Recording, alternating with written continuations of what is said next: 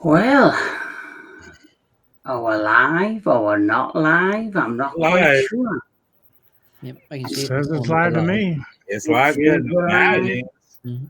Now it's live. Very well. So, everybody, welcome to the entertainment headquarters and welcome to a very special Predator event where we're going to talk about all the Predator movies. So, yes, that's what we had to talk about. Hopefully, we can get through this peacefully in one, bit. So, these are all of the movies we're talking about today. So, yes. So, what's your first recollection of the Predator franchise? We'll start with Mr. Daniel Miller. My recollection of the Predator franchise goes back to when I was first watching the Alien versus Predator movies, because I watched those movies first. Then I was introduced to the original Predators, first through Predator 2, then the first Predator, then Predators. And my initial thinking of it was, well, through the way I was introduced to it, my first thought was, wow, the first two Predator movies are great, the rest are awful. But then upon revisiting them again in proper order, I have more appreciation for the first three Predator movies. The AVP2, the two AVP movies, hit and miss, but the second one, while it does have a really good Predator design, it's just it was a low point for both franchises. The Predator, honestly, just what the hell were you thinking? Just why? Blame Shane Why? What the hell? What? No. Then, yeah, ever since then, I've just stuck with the first three movies because to me, the first three movies, they're the ones. They're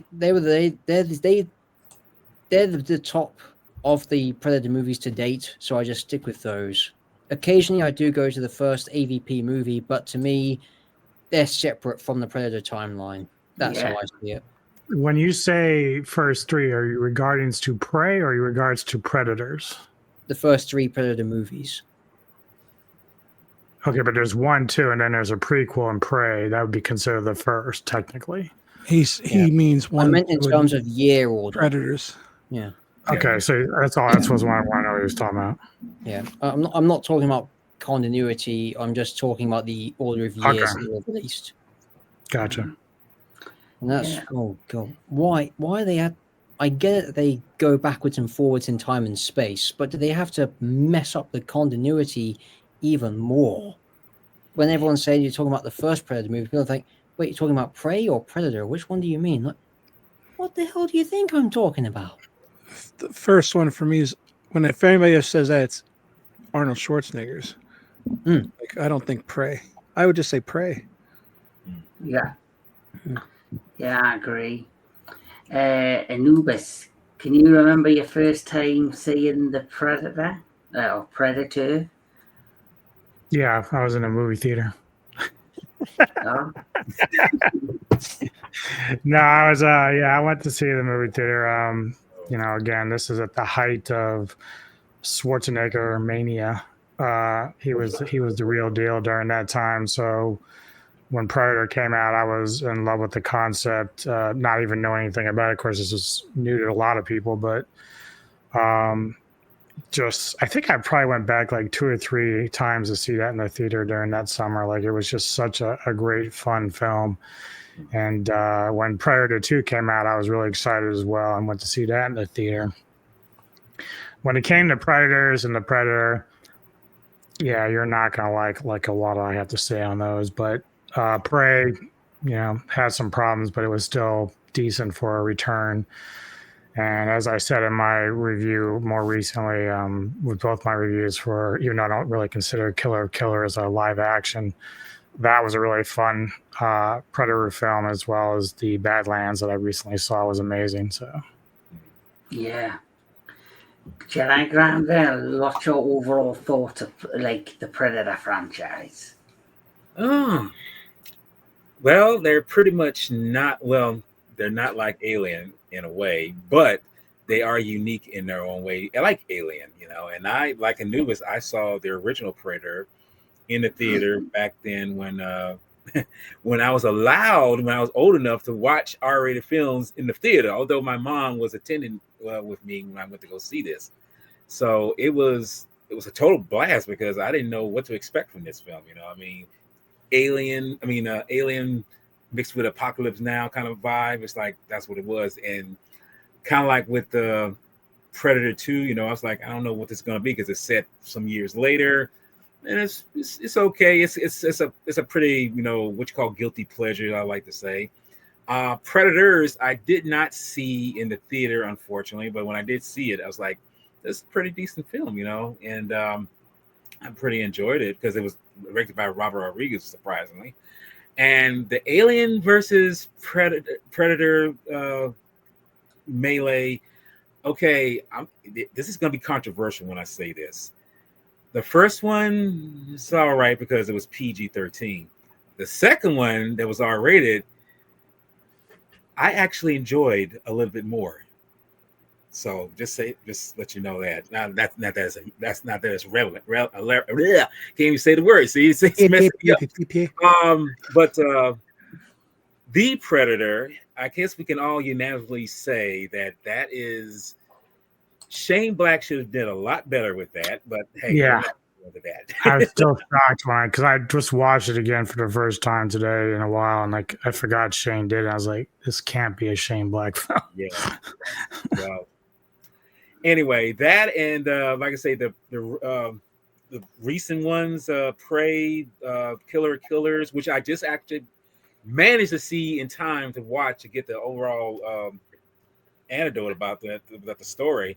And Badlands, I got to say, it rejuvenated the whole Predator vibe a little bit, because it would seem like it was a dying, like anything else that comes out of Hollywood. You make you make something, it becomes a big hit, and then sometime along your way, you say, Hollywood, let's make another one of these and see where it goes. It's like all you gotta do is just jacking the shit up and thinking like someone's gonna watch this, But someone took the premise of what they did, which is David Trachtenberg, and really dug deep and said, people want to see something that's going to entertain them, not some bullshit that you're throwing at them all the 5 seconds ago, So in a way, it was good at the start.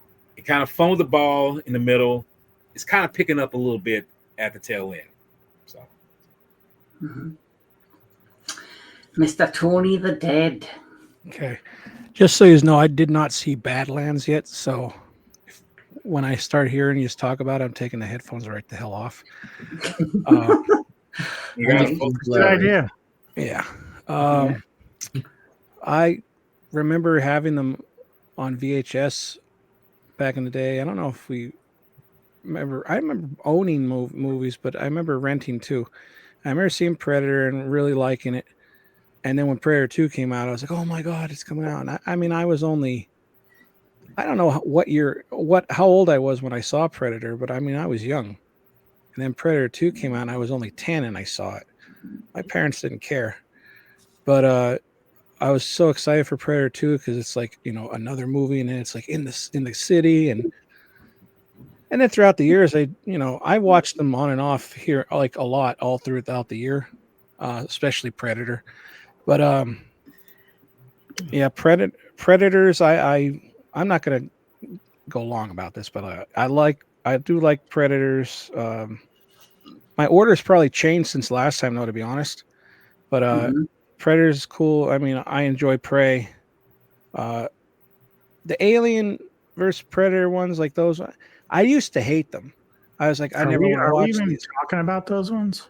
no, we're not. No, Well, everybody mentioned them. I just we're just sticking to Predator, but obviously you can mention them. yeah. Okay. Well, I won't get into them, but I'll just say like I like them more now than I used to. But I think the first one of that is better than the other one, but because I hate the design of the hybrid. I think it looks stupid. But then what do we have? Killer of Killers. Yeah. I watched that today again. It's still great. And well, I didn't see Badlands yet. Well, you're missing a treat, Mr. Tony. That's all I'm going to say. As for me, obviously, the Predator franchise started way back in 1980, I think 7, I believe. 87. And honestly, I didn't know what to expect when I was younger when I first seen this film. Obviously, the first thing you see is this ship and something leave the ship in Earth's orbit, and then it goes from starting off to be like a sci-fi movie and turns into like a war Vietnam type movie, and then it turns into like a Vietnam horror sci-fi film. So it had a mixture of everything. Great action, great cast, great one-liners, and obviously from the back of the success of that, the franchise has grown exponentially, and it's had a mixture of results, some good, some bad. But obviously, it kind of lost its way, I felt, for a time after Predators. The Alien versus Predator films could have been a lot better. But then, thanks to Dan Trachtenberg, he seems to be putting new blood and new life into the Predator franchise, and it seems to be something he's very passionate at doing. He had 3 film ideas, or 3 story ideas, and he was allowed to bring them to life, which was Prey, Killer of Killers, and of course Badlands. And apparently he's got a lot more in the tank. So I think for now the future of Predator as a franchise seems quite bright, as far as I'm concerned. But we've got to start right at the beginning and talk about where it all began, and that is Predator. So, Mr. Daniel Miller, give like a quick plot synopsis and your thoughts of the first film. All right. Okay, here is a quick plot synopsis for you. In the South American jungle, a team of an American special forces with a CIA liaison are sent into the jungle to rescue some cabinet minister members who have been taken hostage by guerrillas. But only do they realize they're not alone, as they're being stalked by a vicious extraterrestrial creature from another planet that hunts for sport.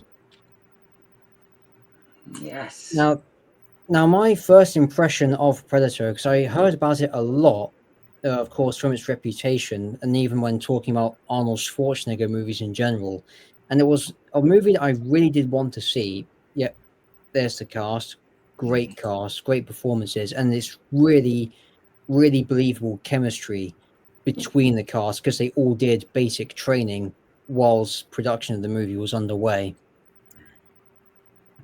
But yeah, but I absolutely liked this movie the first time I watched it.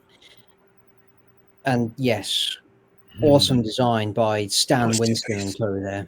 Yes. Yeah. And yes, it really does help to see something with mandibles. That's what James Cameron hinted at. Now, this is the story. James Cameron hinted at Stan Winston because he was doing the concept art for the movie. He said, I've always wanted to see something with mandibles. And thus there came the Predator face, which... And yes, Schwarzenegger said it really was one ugly... Yeah. But yeah, great production design, although most of it was all shot on location in the jungle. And especially when it comes to the creature design itself, one of my favorite creature designs, especially from an 80s science fiction movie. Hello, Jake. And another thing I also loved about Predator was the soundtrack by Alan Silvestri. Absolutely. I mean, this is the thing when I love talking about movies, because to me, music works just as great, or if not supports, what we see on screen. And I think, me personally, it's something that's not talked about a lot, and it definitely needs a lot more highlighting. Because if Predator didn't have the music that Alan Silvestri gave it, it wouldn't even be half the movie it is today, in my opinion. Yeah, very true. I agree. Yeah. And you didn't mention it, but imagine what we all talked about in the past. Imagine what the Predator was going like if they went with the original design. Oh yeah. Yeah, Yes. it was like a Originally, giant beetle type thing. It looked Yeah. like Played with, by John Claude Van Damme. Mhm. yeah. They should have put him in the cast then to like, you're not the Predator, we'll put you next to Arnold. You'll be the first to die.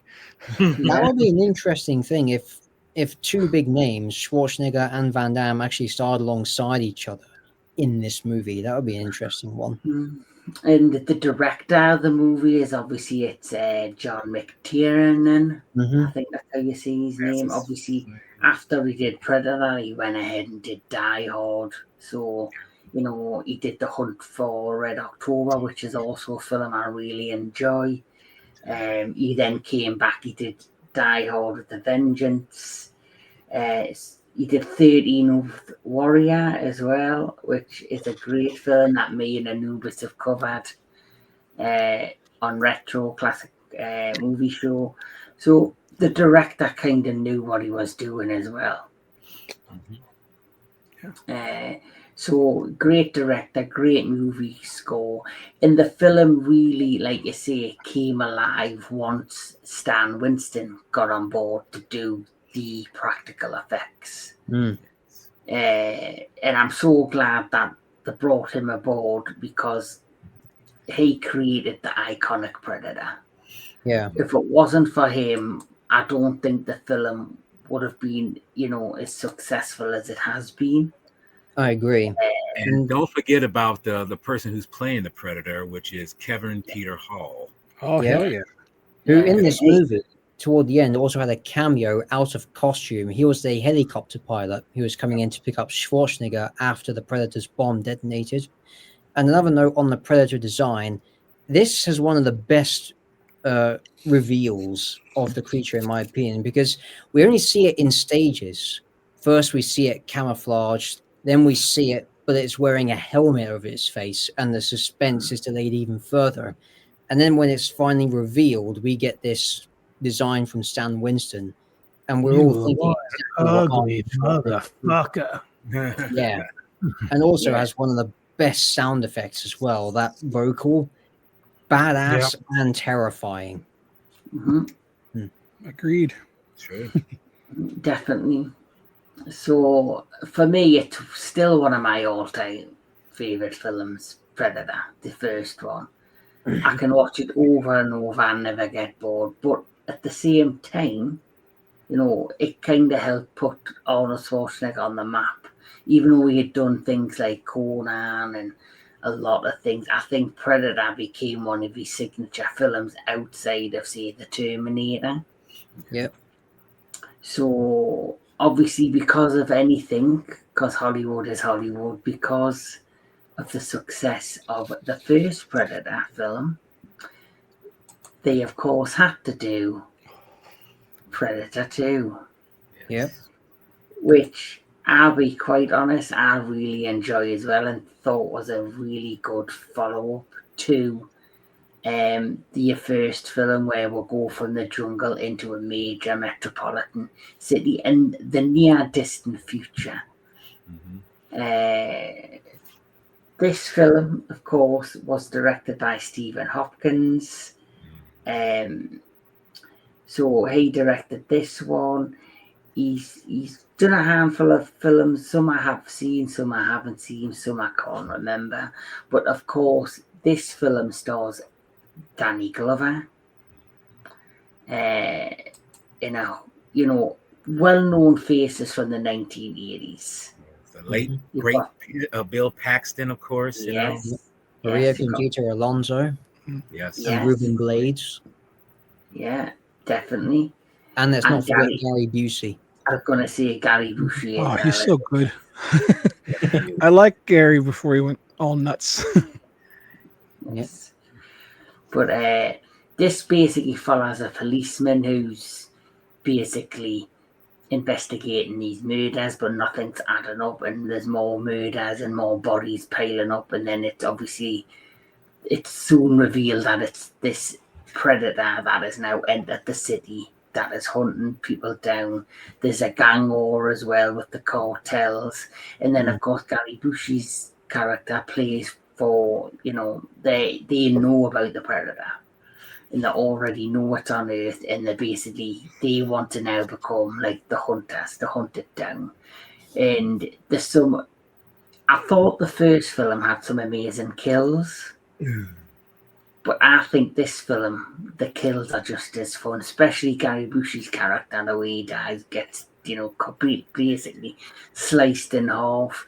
Obviously, you see a bit more skin in this one. You know, lots of people hung up. And, and one of my particular favourite scenes in the second one is where you've got like the leader in the alleyway and he pulls out his sword and the predator walks to. It's like it's like another version of what happened with Billy. Yeah. In the first movie, it seems like they always have to have like a duel between, you know, a warrior and a predator, you know. Yeah. But I thought, you know, just as good. And then they added more to the lore and the history of the predator by introducing the ship and other predators and so forth.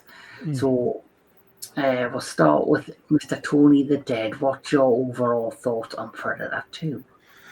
Oh man, I always liked this movie, and then one day my one friend came over and he like chewed it apart.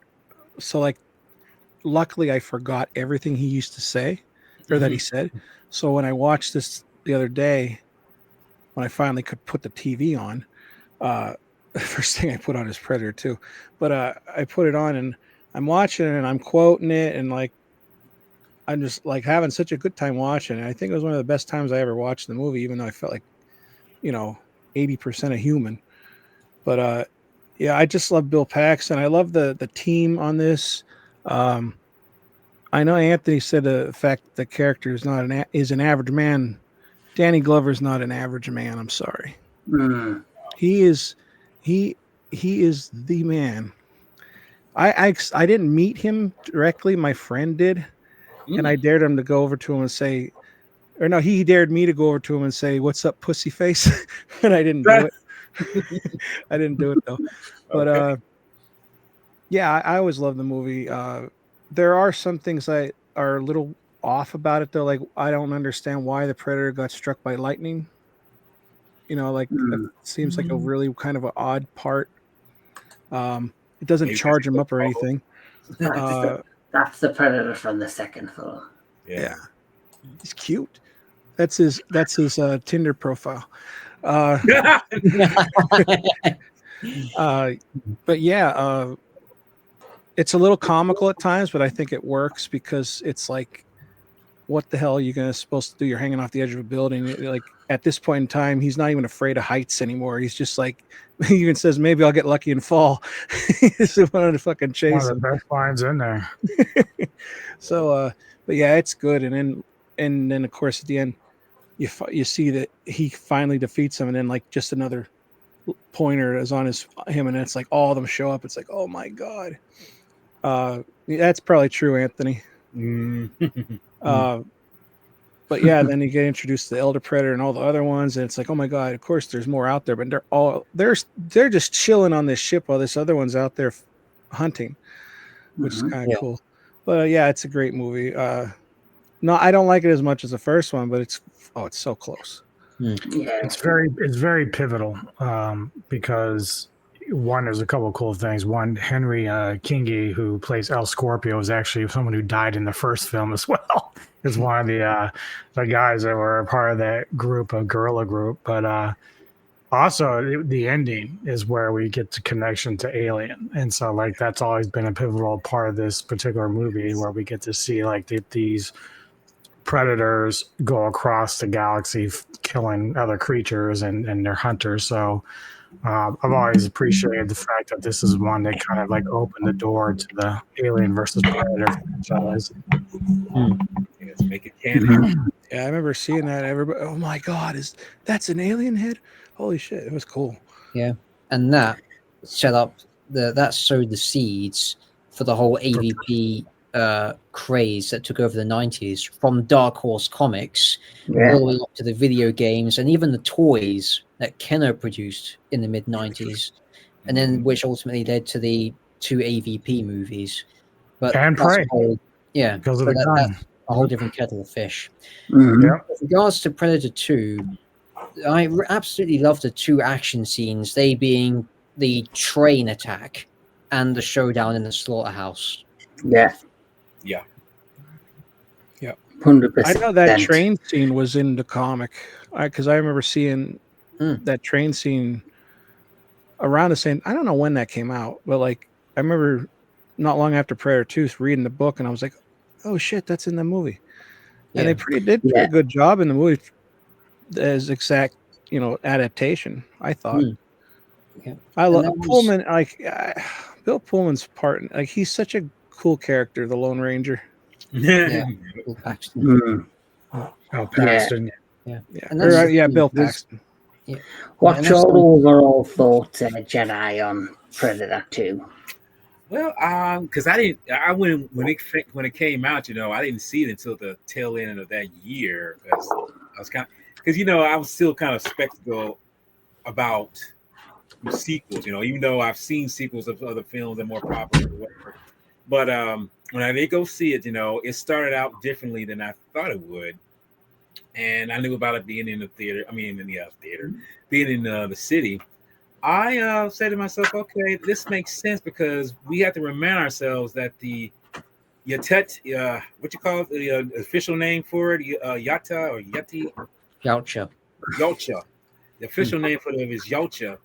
They love the heat. They love hot environments. So being in a city during the summertime where it's hot as hell makes a whole lot of sense. So it would attract them, So when you see this movie, it's just like, where's it going to go to? Because we're dealing with people with all kinds of weaponry, whatever, but that doesn't mean that this thing is, vulnerable to this stuff. It's like, it's going to take them out some kind of way. And that's the whole purpose of its hunt being here, So to me, in the end, the film is, like kind of like Tony, it's not as good as the first one, but it is a guilty pleasure where it's like, where's it going to go to? Where's it going to? And then when you see he defeats defeats that particular predator, and then the ship leaves with the other ones, it's. I love how when Danny Glover character runs away, the exhaust of the ship blows out, and almost incinerates everything. And I gotta say, that's gotta be one of the worst effects I've ever seen in a film, because the juxtaposition of it, maddening and everything, is like, well, y'all could have done a better job of that, but that's beside the point. I just love the sound design in this film. The sound design in this, like before, was kind of done with the same people. The first one was done with the guy who edited was Richard L. Anderson. This one was sound edited by Stephen Hunter Flick.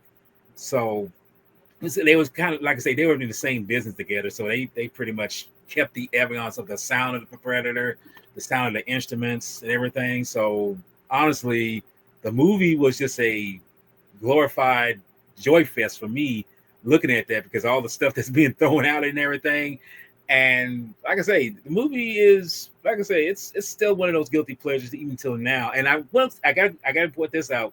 One fun fact about this: there is a little bit more skin in this film, but believe it or not, there is supposed to be some skin in the original Predator. And this is only because of someone on the studio here say, "Can we get a love scene in that film?" It's like, these people are being hunted by a dangerous organism. You want them to be engaged in this kind of activity while someone's hunting them? I'm like, what are you thinking? But yeah, I just wanted to throw that out there. Also, this film could have been a completely different film, because if you remember, Danny Glover was not originally meant to be in the film. There were 2 people that were suggested, because the original idea was it to be a direct follow-up to the first one, with Arnold Schwarzenegger returning, teaming up with a cop played by Patrick Swayze.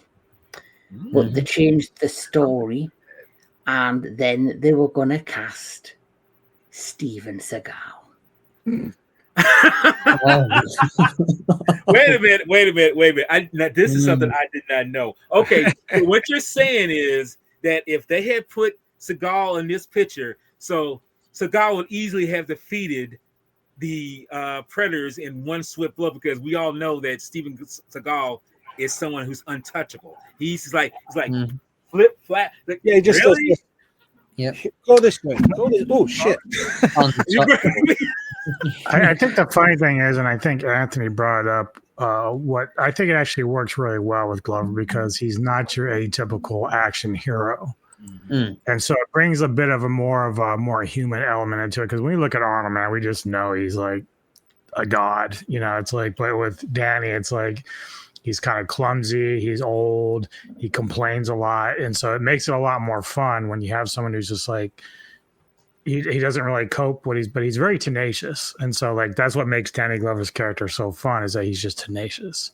But he's more human than, you know, Schwarzenegger or Ventura or a lot of those guys that were in the first film. So I think it actually works a lot better in this film that Schwarzenegger and you know, Swayze aren't in it. Like, I think it just works a lot better. Yeah, and obviously Kevin Peter Hall came back in this one to reprise the role of the Predator. Yeah.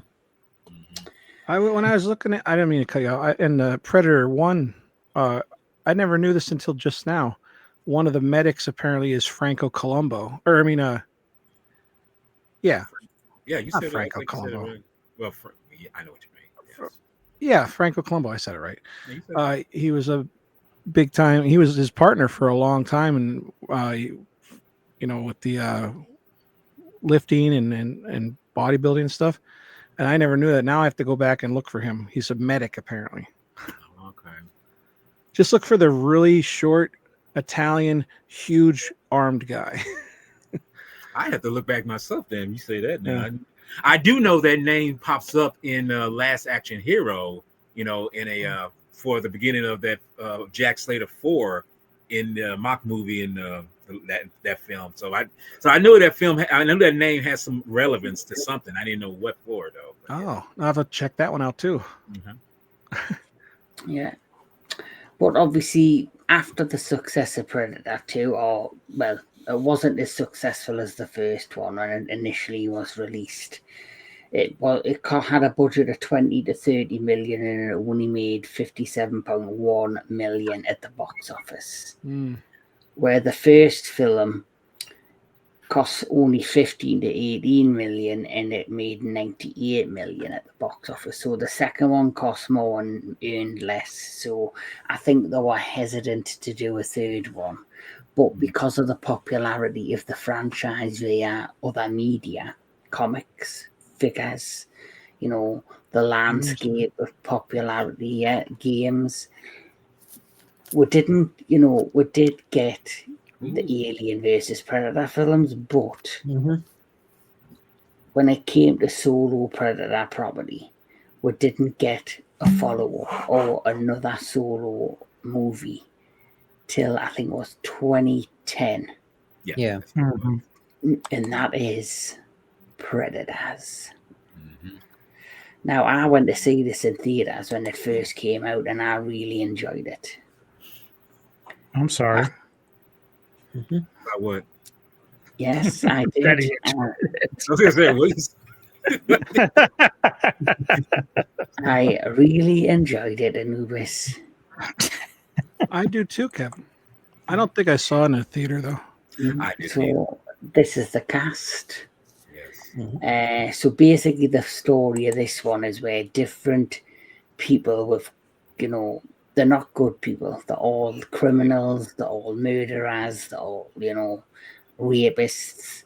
They are all brought to. They are obviously abducted from Earth and transported to this planet to basically become prey on. Basically, I guess it's like a training ground for predators to, you know, to like do training and to gather themselves to be able to go against a bigger hunt in the future.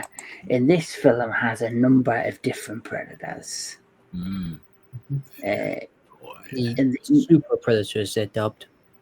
yeah, well, one of them I think is known as the falcon predator. Yep. There's Falcon, and there's like Berserker. Mhm.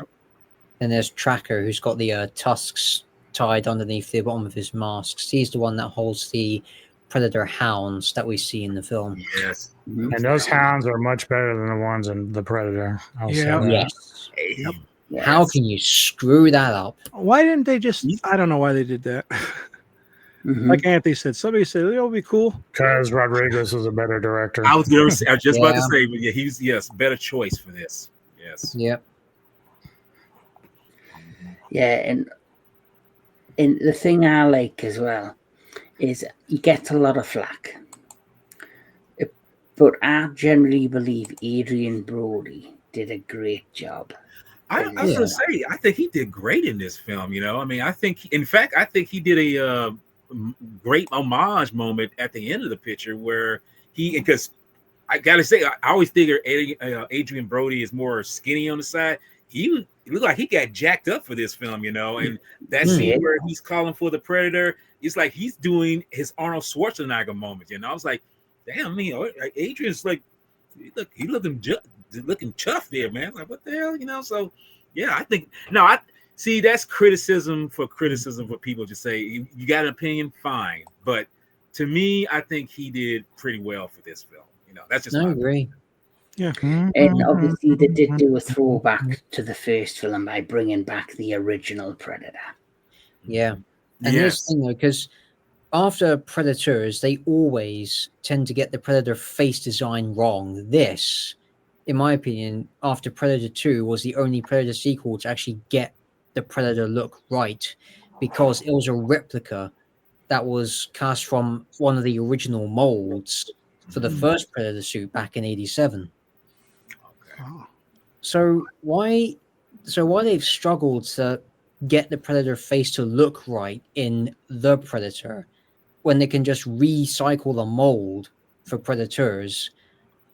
And here's the odd thing about all this too, real quick. The guys who worked on this film, they pretty much are both understudies of Stan Winston, and they pretty much worked on all the Predator films, even the APP ones, you know. So that's what I don't understand myself. It's like, why didn't y'all just kind of like maybe not take the original molds, but then really trying to like do something on your own? Because, you know, remember, Stan Winston had passed away at a certain time in the late 2000s. So y'all could like make up your own stuff and see where it goes, and just make sure it's true to the myth of what the Predators are. But I don't know. I don't get it myself. I think the faces probably change, especially in the Predator, because I do agree the first like Predator. We're not talking about Aliens versus Predator, but I always thought they looked a little bulky. But I guess that's part of like how they were in the comic a little bit too. But anyway, remember this one's like has human DNA, so it's changed a little. And the other guys, they're always experimenting and trying to do better, including their insides. So I guess it would probably change their facial features, because every mask is different. Maybe like, I don't know. Let's say Dan's head was really small. I couldn't wear a hat that he had on. So they have to adjust to it. You know what I mean? Right. I guess. I that's a guess. That's I do agree. I do agree with Dan about the facing, the facial stuff. Yeah, I do feel like you can tell the money and the value put into certain films, and I feel as if when you got, even though it was the 80s, the 90s, and the 2010s, I feel as if it was money well spent. Yeah. In these films, and then when we get to the next one, it feels like it was made from fucking Asylum on a shitty budget. But I'm curious to see what DJ Anubis thinks of Predators. Hold on to your seats. Hold on to your butts. Adrian If you're watching, look away.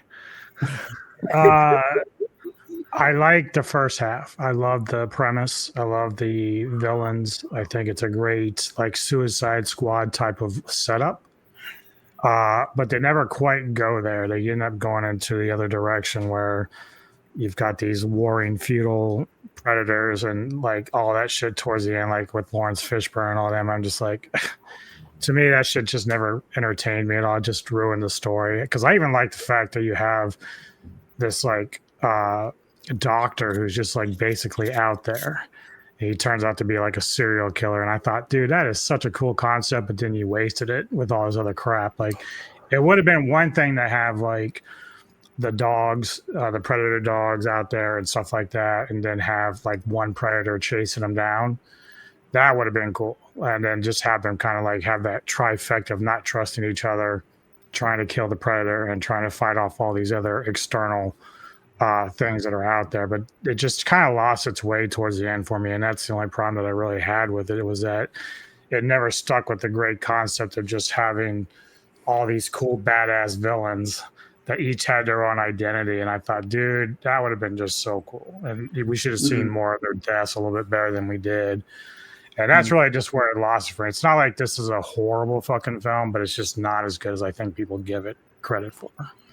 There's a few movie like of the Predator movies, like even in Predator 2, like I wish we could see more of the deaths and stuff. You know, well, if you have the choice though to pick this or the Predator, I'm picking this every time. Agreed. Oh yeah.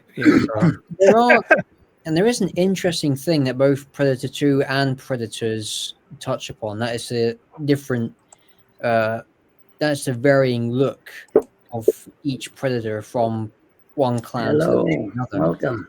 Hello, Autistic Lizard. Yeah, What's up, what I buddy? like about the Super Predator designs, yes, it's not in everyone's cup of tea, but it doesn't take it in areas that has everyone like going, oh, for fuck's sake. Instead, they show it as more of a blood rivalry, as Lawrence Fishburne described it, saying that, oh, it's been going on for a long time. One's trying to outdo the other, which is an interesting take that we've only seen in the comics, but has rarely been shown on screen, at least until the Predator and Predator Killer of Killers. But here, it's shown in a way where it's not overplayed. It's shown as part of how these predators operate from what we've seen in previous iterations. It's like, okay, these predators, they're not lone wolves or they're not young bloods. Their clans operate as a team almost. Although there are instances where we actually see them on their own doing unique things. Like for instance, Tracker, he's using the hounds as like bloodhounds. Or Falconer, he doesn't have a shoulder cannon. He literally has a Falcon type machine that scouts for him, and he actually uses his blade in against the samurai scene in the long grass, which is a really good scene in my opinion. Then you have Berserker, who's on set was referred to as Mr. Black. Then you have the Berserker, who's just literally the underdog in a fight when it comes to brawling. There is some CGI when the Berserker takes his face off, but it's not overplayed. You actually see that there is a lot of practical elements in there, like with the classical Predator design, but it's not too much CGI on top of a practical thing. Yeah. And look, like that's all practical. Yeah, not everyone likes the design, admittedly, but it looks great, and that's to do with the practicality of it. Yeah. And one last thing I will say, the soundtrack again, it's Alan Silvestri's cues, but the composer for this movie was John Debney, who handles Silvestri's material brilliantly in this movie. He does. So I think I'm probably like Anubis. I do see faults in this film, but it's still a film that I very much enjoy. And I can watch all three of them films back to back. But the next movie Jesus Christ. Yep. Oh no. As somebody, Anubis, as I'm some, as going to let somebody, you take the lead on this one. Right. Now, this is the only Predator movie I've seen on the big screen, and I was very much looking forward to it, only to be immediately disappointed after the opening credits. And just okay. look, Oh, look, so- I got it. Look, if I was there right now, Mm. Professor, I would pat you on the back and say, "It's okay, it's okay." Okay, so let me wrap my head around the plot. Okay, so there's a divorced couple. The husband works in special operations, and he just so So, happens to be right where the predator ship crash lands. so this And is he the has a cast. son. Yeah. That's the main cast of the Predators, or the bullshit, I like to call it. And Yeah, of it's course, in being this frontage, Mr. super Sh- genius kid, as if we're doing a Gamera movie that we didn't need. Yeah. And here's the thing, though, because in the predator lore, it's explained that the predator takes the spinal column because it's a trophy. It's a rite of passage for them when they're on safari. In this movie, they retcon it, saying, okay, they're hunting people who have neurodivergently different brains, and they take the enzymes from the spinal column to make themselves better killers by injecting. What the fuck? What? No, that is the dumbest thing I've ever heard. What the hell were they? No, Isn't it interesting even that on the a spectrum person? myself, that's just the most bullshit thing I've ever heard. But isn't it What the actual interesting? fuck? Isn't it interesting that the guy who actually starred in the original directs Wrote this? this and directed this. You would think, with a monopoly of films he's written and whatever and directed, you would think that he would have a better kind of sense of awareness that, okay, you had a property that's hot that you can kind of remaster and kind of really bring people back in their seats and watch. Okay, What do? so let's see. His Autism credit, is a superpower. Are you kidding look, me? okay, so let's see. Shane Black, whose credits include writing the first two Predators, the Monster Squad, the Lethal Weapon franchise, Demolition Man, then went on in the 2000s to do Iron Man 3, and then ends up on this movie. Jesus Christ. Maybe he had people breathing down his neck. I don't know. Well, I'm gonna ask Professor because like you and I did that whole like discussion on Requiem, right? Yeah. This felt like it was supposed to be a sequel to that film because you remember the end of Requiem when they found all the parts and all that shit. Yeah. It felt like that's what they were trying to do with this, Yeah, but they but never then actually reference it. But then they confound the issue even worse by making the AVP movies canon, because they Right. have the makeshift tail spear that the Predator made in the pyramid for Lex Woods before the Yep. finale of that movie. And yet I'm seeing that on the big screen. It's like, you're fucking kidding me. You didn't just make that. Oh, no. What the? Oh, dear God. Here's a It only gets question. even worse when they introduce the whole Predator cops and robbers bullshit plot line and have that Yep. sorry, sad, wimpy excuse for a hound. I mean, So basically, you love the movie. no. We're still talking about the Predator. So, The Predator They- show is better than this. They gave him a lobotomy. so Mr. Daniel Miller, here's the question. This is a 0 out of 10. Just putting out there. 0. Listen, what is the worse movie, that or Alien versus Predator Requiem? I would actually say that by some very, very slim miracle, they are both terrible. They are. I have no idea how you can even manage that. That's got to be some Herculean levels of driving this into the ground as hard and as fast as you can.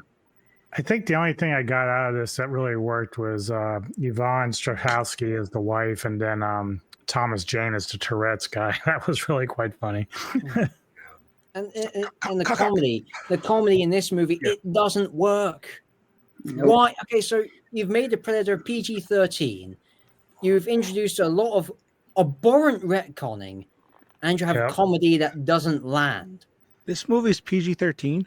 Yes. No. Yeah, How? No, this is our R-rated film. No, is it? no, in the UK, it's equivalent to ABT is a- PG-13. Yeah, that's Oh, okay. Yeah. Get Well, over it already. We're not talking about them movies. But It's all right. another thing that always bothered me is the look of the Predator.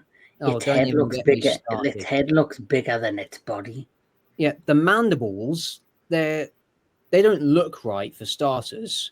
The face, okay, the eyes, they're about the only thing that do look right. The braids, I mean, if you look at the previous designs, the braids are too thick. And then keep in mind, Predators are supposed to be jacks. These like fucking bodybuilding murderers from space. What the hell is up with this guy's physique? What is going on? I would What? just think he's younger. You know? Even so, I don't in know. the comics, the younger Predators, at least they have a six-pack going on. What the hell's going on with this guy? Human DNA was mixed in and fucked him up and made him Beer look gut. skinny. Oh, I'm oh, getting we're the going one with or the two. human. And Oh then my you have God! and then you have the That thing. bazooka. Then this I like guy. this design though. I like the enemy Predator more than the first one. Well, what about the Super Predator that's in this film, which was motion captured by TJ Storm? I'm just wondering, what did he know what he was getting into when he did this film? So you know? That was TJ Storm. So this is DJ Storm. That's a Super Predator. Okay. Hey man, work is work. Don't Wow. shit on him. He's just taking Oh, work. I'm just saying. I mean, did he know what he was getting into when he did the film? You know, because it's like as you say, it's work, but I'm just like, you know. Well, you know, the funny thing is though, because like even with Tony and I, we just went and shot a film. Like it's shot out of order, so like he probably has no idea how that shit's being put together. He's just doing a scene, and then isn't he like a stunt guy? Yeah, he Yeah. is. Yeah. He's originally a and- stunt guy, but he then became a motion capture performer. And then, Yeah. as you know, his most famous role is that of Godzilla 2014 and Godzilla And King of the Monsters. Exactly. Yeah.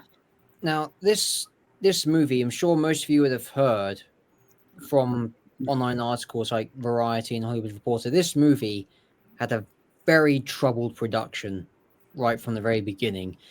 Then there were leaked endings. Like, for instance, there are two predators that the military has, and they're giving them military training for the predator war that's coming. Or the capsule at the end actually has Newt or Ripley in cryostasis who's gone back in time. And then all of a sudden, there was a whole revelation about, I think it was a sex offender within the cast. Shit. Apparently, Yes, it was. apparently the producers knew about it, but it wasn't until after, I think it was Olivia Munn called it out. The producers were like, "Okay, yeah, he's been called out. He has to go." And yet, Wow. what the actual Yeah, fuck is that's- going on? Seriously, what?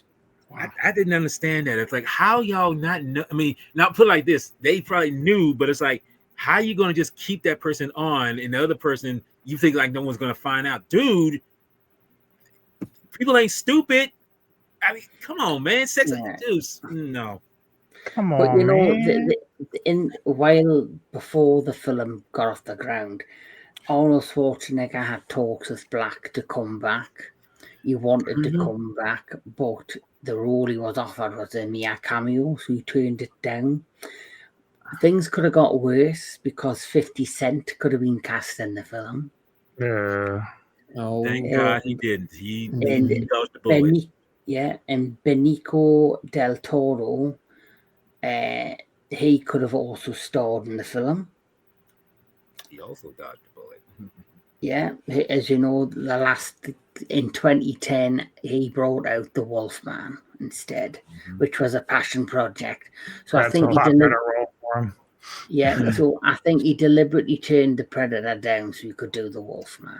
That Good and choice. also that remember he was in two Marvel films, the first Galaxy of the Galaxy of the Guardians. Guardians in God, Mhm. Jesus Christ. Guardians of Line. the Galaxy, the first one, and then he was in Avengers Infinity War. What the fuck am I talking about? Okay. Yes. Poor Jedi. Magnificent. I think if, You see how you see how fucked up this movie can make you Brian fry your brain. if you He's suck at always this gonna be Jedi, Dr. it'll help Gonzo to with the me. pronunciation. Yes. But anyway, the Anyway. next film. Moving I on. don't think there's anything else we can talk about this film No. because Nobody can say anything good. Nope. I said one thing I liked, and I liked the Berserker Predator. I liked I like Devon. Does that count? I like that Well- Jake Busey came back as what's his name's son, which is His son. actually Gary Busey's he was son. underused. Yeah, he was. He was very underused. Yes. Yeah. Totally. I met him once.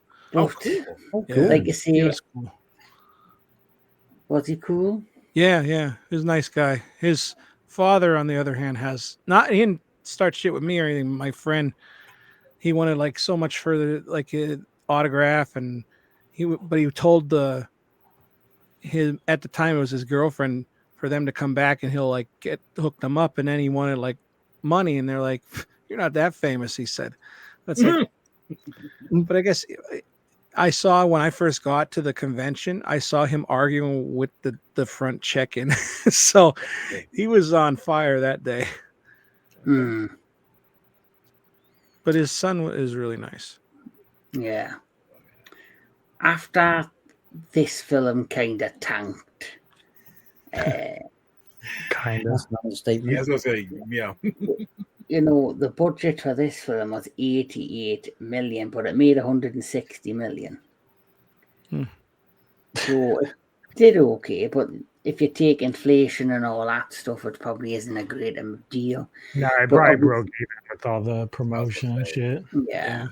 But after the not so success, of the Predator, we didn't think we were going to get another film for a while. In fact, the Alien versus Predator films, didn't do as well as the hope. So I think everyone assumed that the Predator was a lost cause. Then along came, yeah, and But then in the wilderness years, we did get a lot of publications.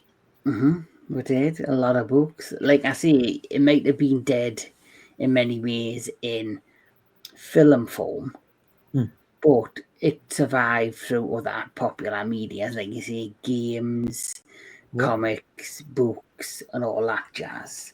But just when we had lost hope, along came Dan Trachtenberg, who probably gave one of the most freshest films in the franchise since the first one.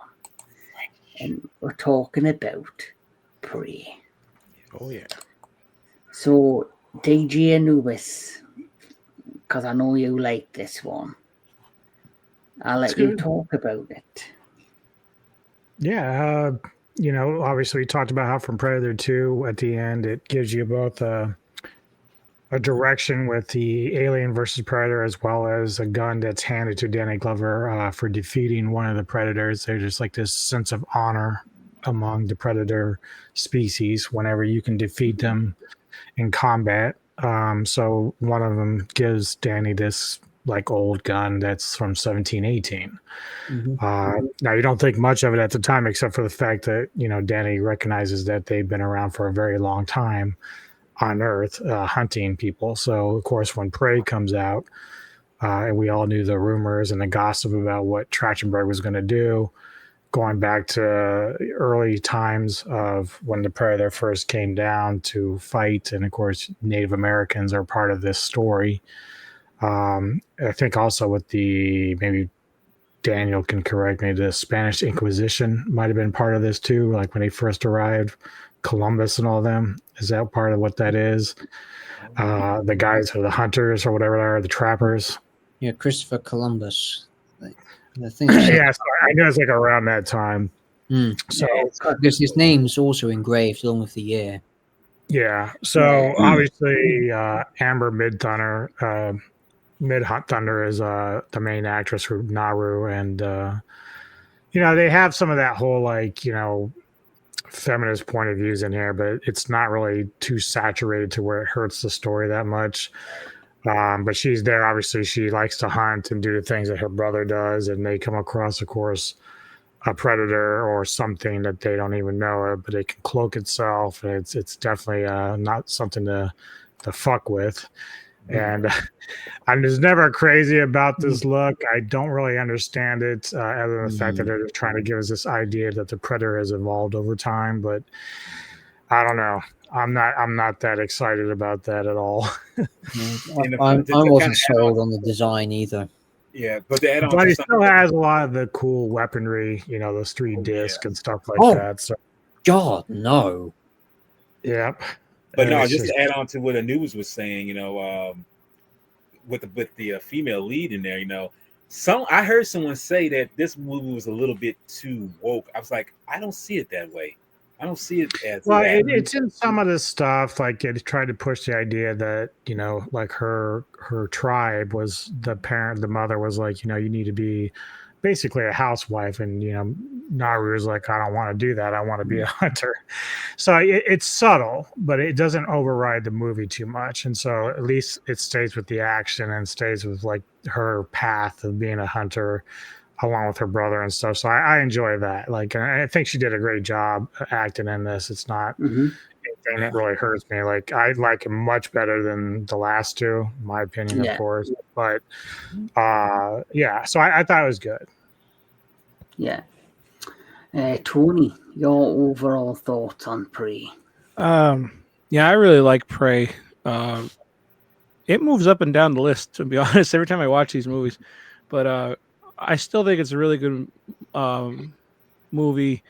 I think when I first heard it, everybody said that it's woke and all that stuff. It was like it's made it sound like the whole movie was, but like I like Jedi. I don't watch that and think that, so I don't really see it. I get it, because of what Anubis described, but I just look at it as a girl who doesn't want to make medicine. She wants to fight whatever's out there, and like her brother, I think she did both, didn't she? Because there were times when she was creating medicine. So but yeah, I like. It's interesting. I love her weapon in it. The dog is a good boy. Or girl. I don't remember if it was a boy or girl. But the bear scene, of course, is like holy shit. That was like the coolest thing. But yeah, I always like this movie a lot. And I think it's actually going to make a crossover, and it's going to somehow come into the dairy. Because no, they could. I was about to say what?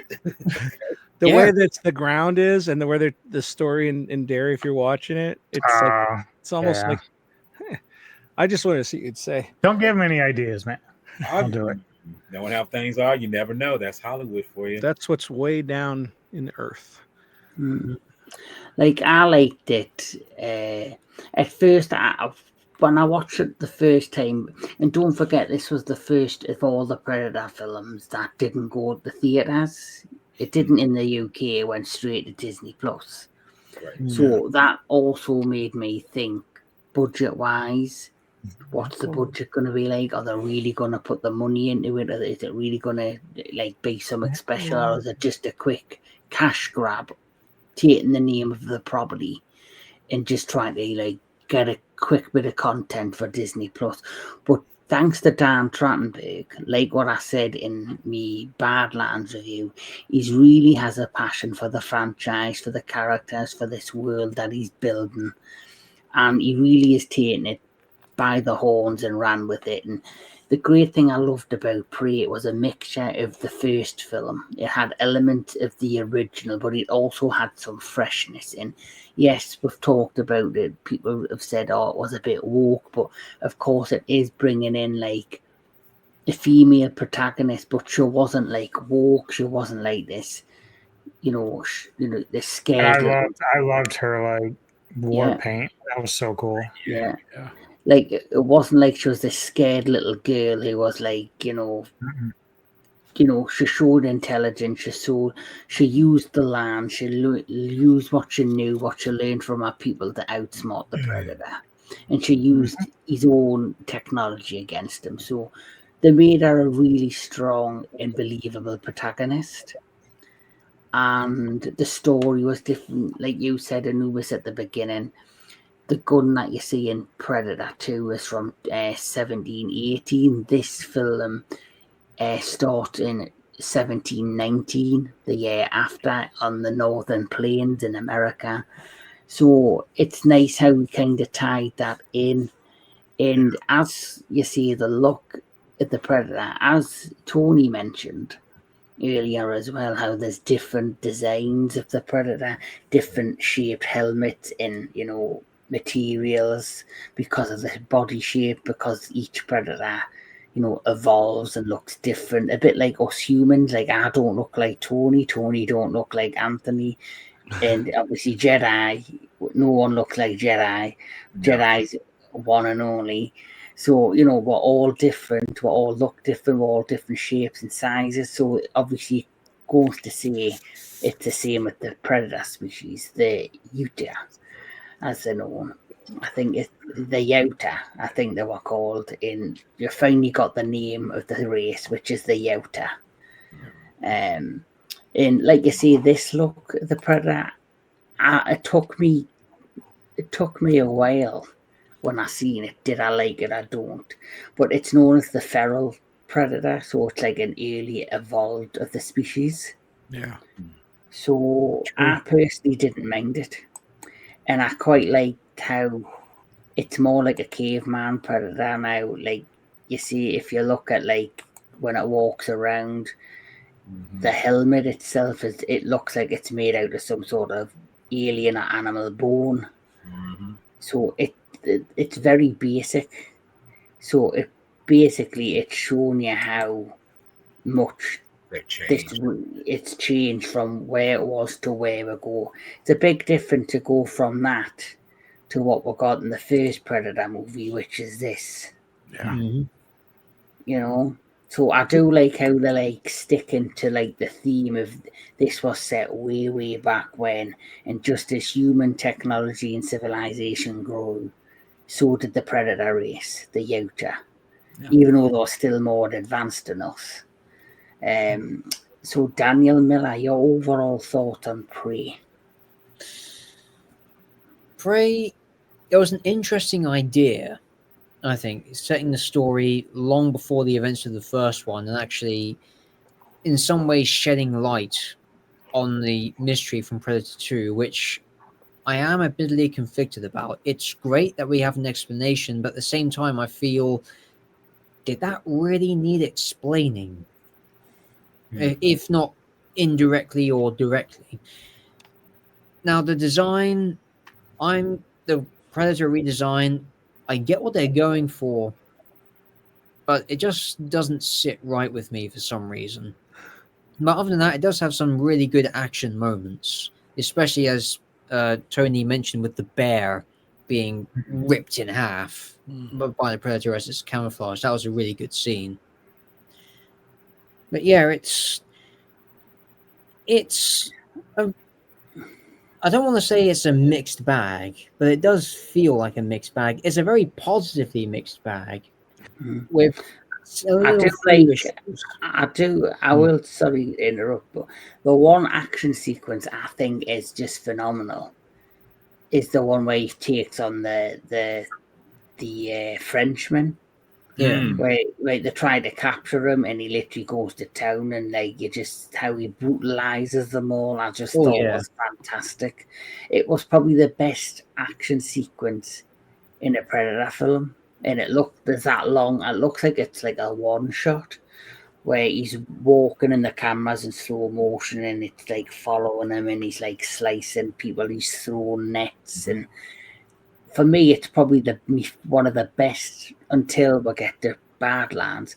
Up to this point, it was probably my favourite shot I've ever seen in a Predator film, outside of the first film. Like when he shoots Mac through the stomach, and obviously when not Danny Glover, Carl Weathers loses his arms. This for me was the most brutal and great action shot I've seen in these films since then. And you think about it too, in the first one, how he was taking out the teams and one by one, and like until he got to Arnold, which was like the main threat to him. And this, you see how he starts off and he kills like a snake, and it's like he skins it and stuff. And then he like goes up further than the bear, and then he kills a wolf, doesn't he? A wolf.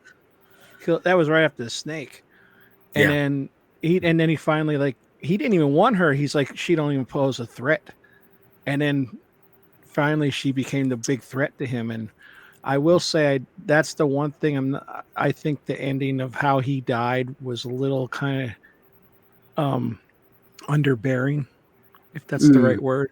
Underwhelming. Underwhelming, that's the word. You know, but other than that, I just thought that's interesting, because in the second one, it's just basically he's just killing people who try to shoot at him or have a gun. And all that. I like how you explained that about the first film, because it's like, if you look at the Predator, he considers himself like the alpha species, the alpha hunter. So he went through each member of Dutch's team till he got to the alpha, the leader, which is Dutch.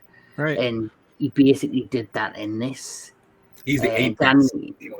He's like the apex predator, or the apex prey in that case.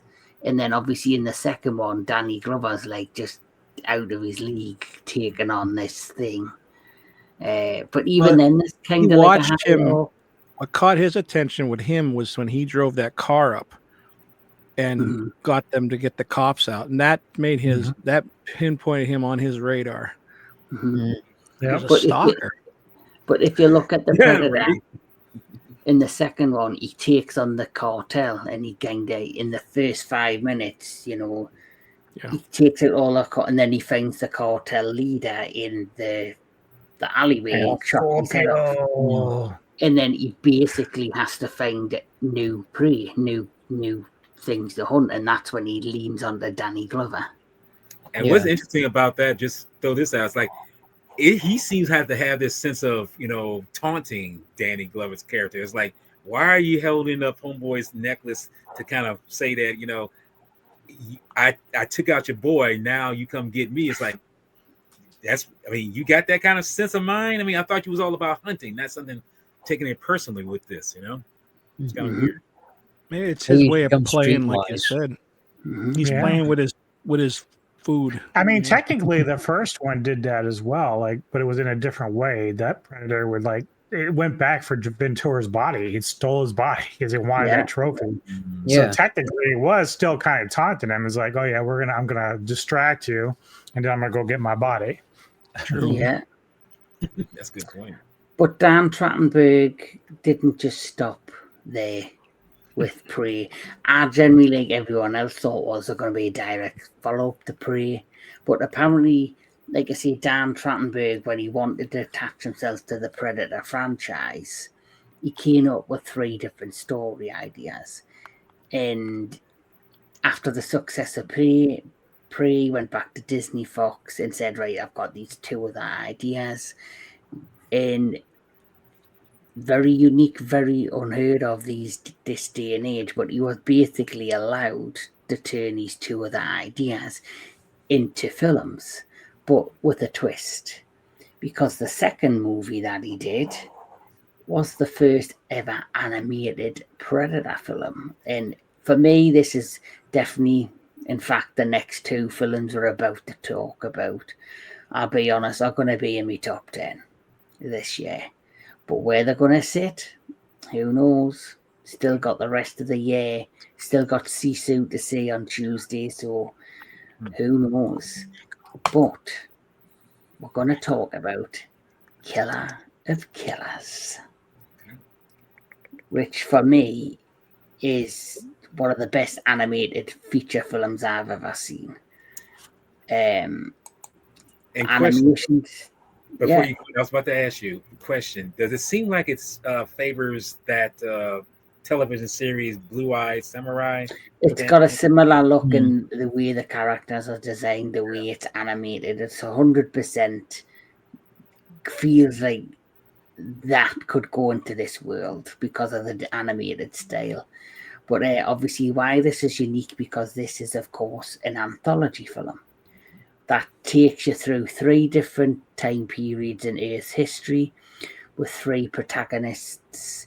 One during like the Viking era, one during the Japanese like Shogun era, and one during like the early times. I think it was World War One or two. I cannot remember Two. which war. Was World it War two? Yeah, So it takes place in 1942. yeah, the 3 different stories are called. The first one was called The Shield. The second one was called The Sword, and the third one was called The Bullet. And these 3 are our leading characters. I'm seeing a mixture of Blue Eyed Samurai and Arcane in the animation style. Yes. That's what because that's the thing because I told Kevin I just caught it today watching because I've been trying to find where you can watch it at, and when I watched it, it's like this animation looks strikingly like Blue Eye Samurai, with that similar feature. But I mean, it's very unique in its own way, which I like. Mm-hmm. It reminded me of something like on Animatrix. Yes, I could see that. Yeah. Like I know there's different styles in that, but like it reminded me like it could have been like in that. You know what I mean? It's a cool. Actually, now you say that, Tony, I'm kind of this movie kind of sets that narrative of the Animatrix in terms of like that's what it's doing here. It's actually taking a couple of stories and it's being projected into the Predator mythos, as the saying goes. Mm-hmm. Yeah. And another thing I didn't realize is one of these characters could be related to another character from a previous film, and you didn't even know it. I'm gonna take a wild guess. Oh, okay. Oh, damn. Okay. Yep. I did not Wow. see that. I was about crazy as it's gonna sound. I was thinking that you was thinking about. I was thinking you probably talking about Arnold Schwarzenegger's character with the Norse. Oh, Yes. Which would have been crazy if that's the case. I mean, that would have been like, oh my gosh, he comes from a long line of warriors. It's like, he knows. Mm-hmm. So, since you've first seen this film, I'll let you take the lead on this one, Jedi. What's your overall thoughts on You Killer? got a question there, real quick, Kevin. You got a question in the chat. Oh, 1 second. That's the question. Hello, the Harbinger. How would you guys feel about adapting the white hybrid from the Deadliest of the Species comics, male and female? Awesome designs, and with the emphasis of synths, yeah, it can work.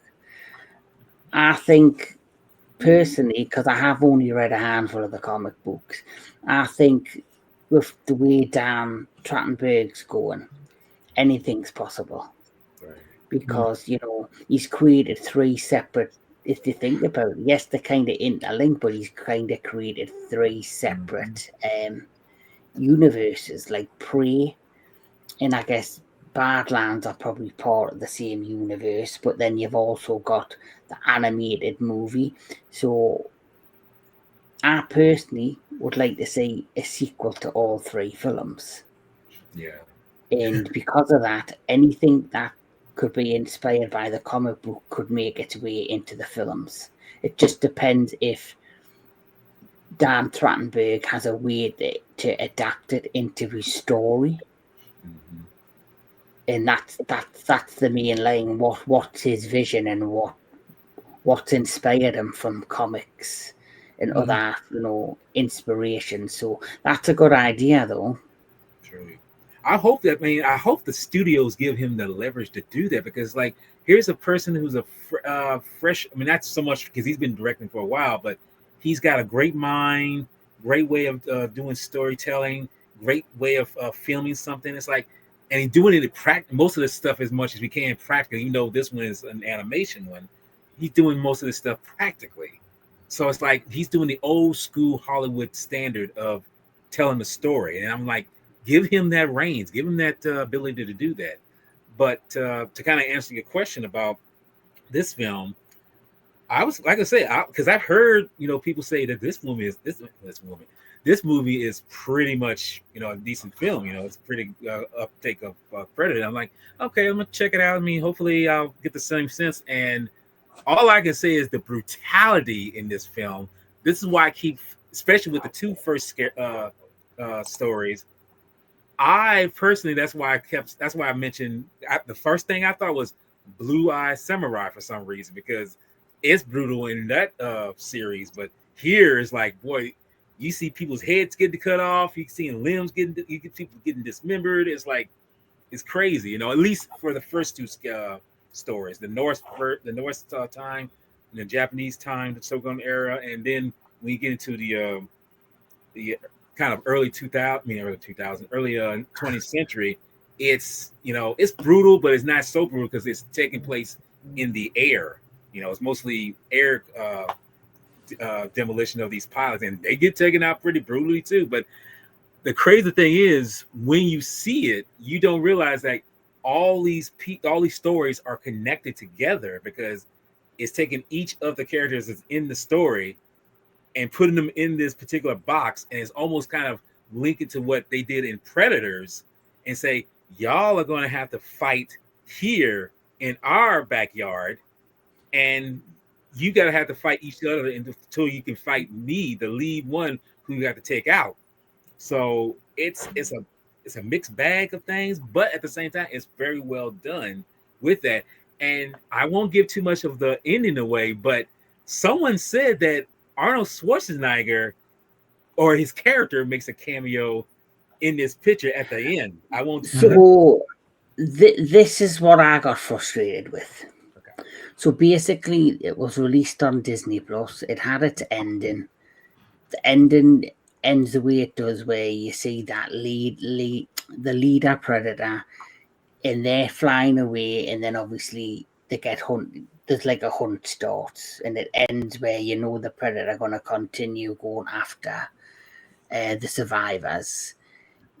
And then all of a sudden you got to Comic-Con this year, where there was a panel of 20th Century Fox. They were promoting Badlands, and they were talking about Predator, Killer of Killers. So as an exclusive in the hall, they decided to reveal an extended cut of the ending. Oh, really? Of Killer of Killers. Yes, and guess what happened at the end? Do you want a spoiler if you don't know already? So it goes back to the ship, and at the back of the ship, you see all of these frozen pods with different individuals in them, and then it gets to the final 3 pods, and guess what's in the pod? This. Yep. Oh, see, yeah. Now I didn't see Danny, but I did see Arnold, and of course, yeah. See.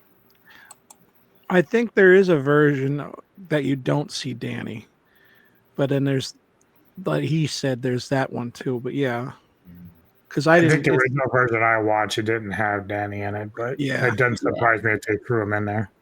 Yeah, but it's like I say, like I just find it frustrating when it was first released that they knew they had done the animation, they had created that ending. I would have just put it out there with them, and it would have just blew up and had more hype.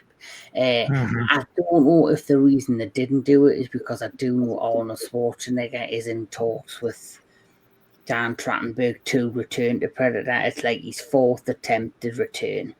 And I think if he doesn't do it this time, he's not going to do it. The man's almost 80 years old, so he better do something.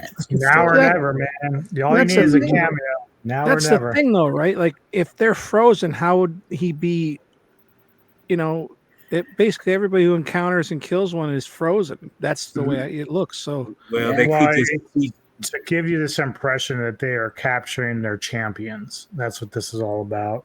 Yeah. So basically, with the three that we have in this trilogy or this anthology is that they were capturing to fight them in the arena, and so like it's just them collecting their champions, and so I guess their way of looking at it is like, yeah, we're gonna save onto these, and then we're gonna fight them again, and that's kind of like what they're trying to allude to, I guess. yeah. But the one thing that always stood out for me is the animation. Like the Yeah. predators themselves are just outstanding. This is the Berserker predator. This is the Baron predator. And of course, oh wait, that's not the one. This is the one. No, What was that? that was the bad This- predator. Okay. This is the Ronin. He's known as the Ronin. Mhm. And his death was my favorite out of the three predators. Yeah. But it was a well-crafted film. It was smart. The animation style was great. The story was great. It was great to have three separate small stories and interlinked at the end. Yep. For me, it's the best. For me, up to what we've had, it's the best thing since the original Predator. I even think it's better than Prey. But that's my opinion. But that's a But good. Mr. Tony, it's time to take your headphones off. Oh, Oh, well, yeah. before I wanted to say about that killers. When we were talking about how bloody it is, the two favorite kills in that is where she takes the shield and shuts the door and then slams his head into it, and it Yes. just slices in half. And then in the Japanese one, where throws the blade and the guy sticks to the wall, and then he like pushes a thing and it cuts him in half. So good. Okay, just do this, or Just do wait. this. Everybody, do this. Come back. Okay. Right. Right. I'm 'Cause not he even- doesn't. I'm not even gonna look because I'm sure. He doesn't want spoilers because he still hasn't seen it. Bless him. Right. Well, you Okay. definitely don't Well, want to do this. It's time to talk about Predator Badlands.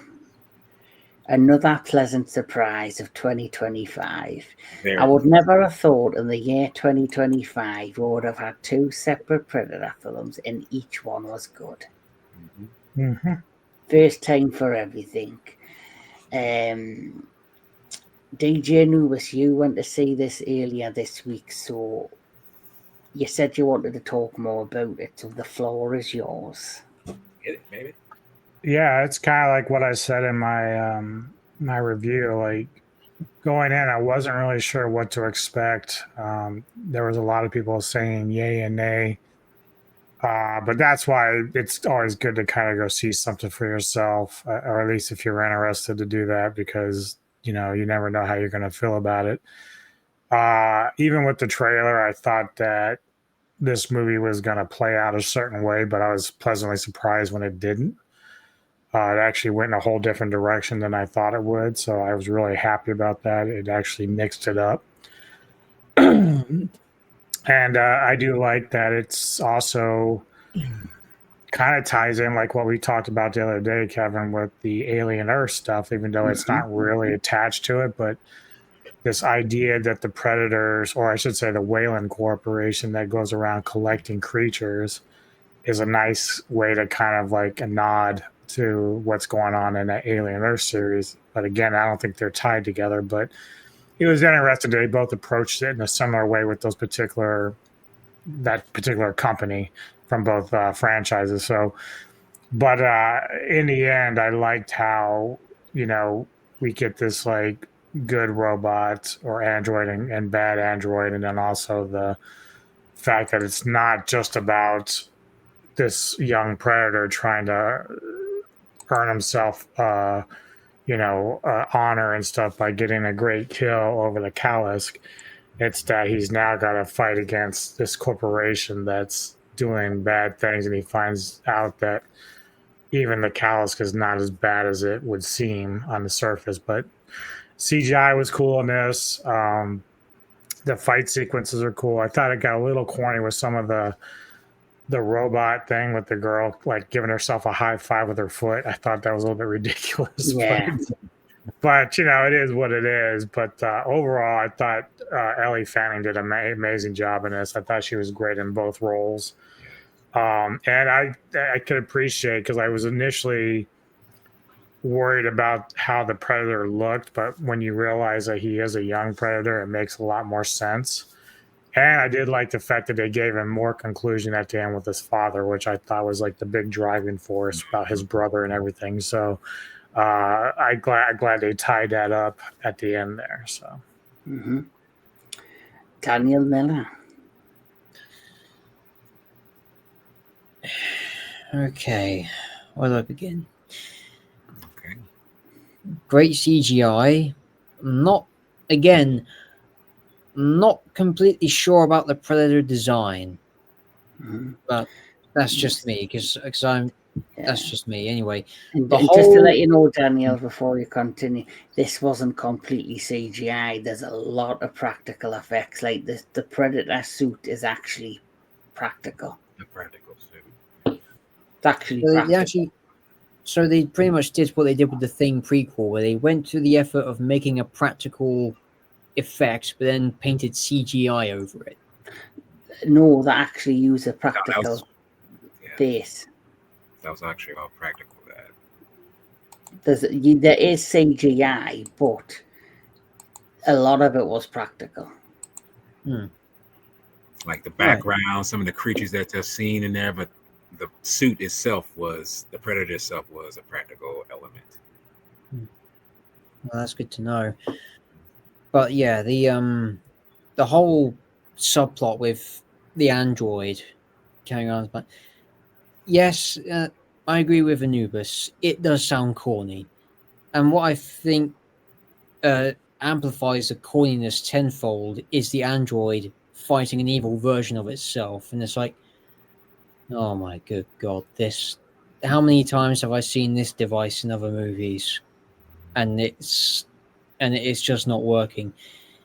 And the problem I have with the Predator movies recently, especially with this one, is how it's taking the Predator character.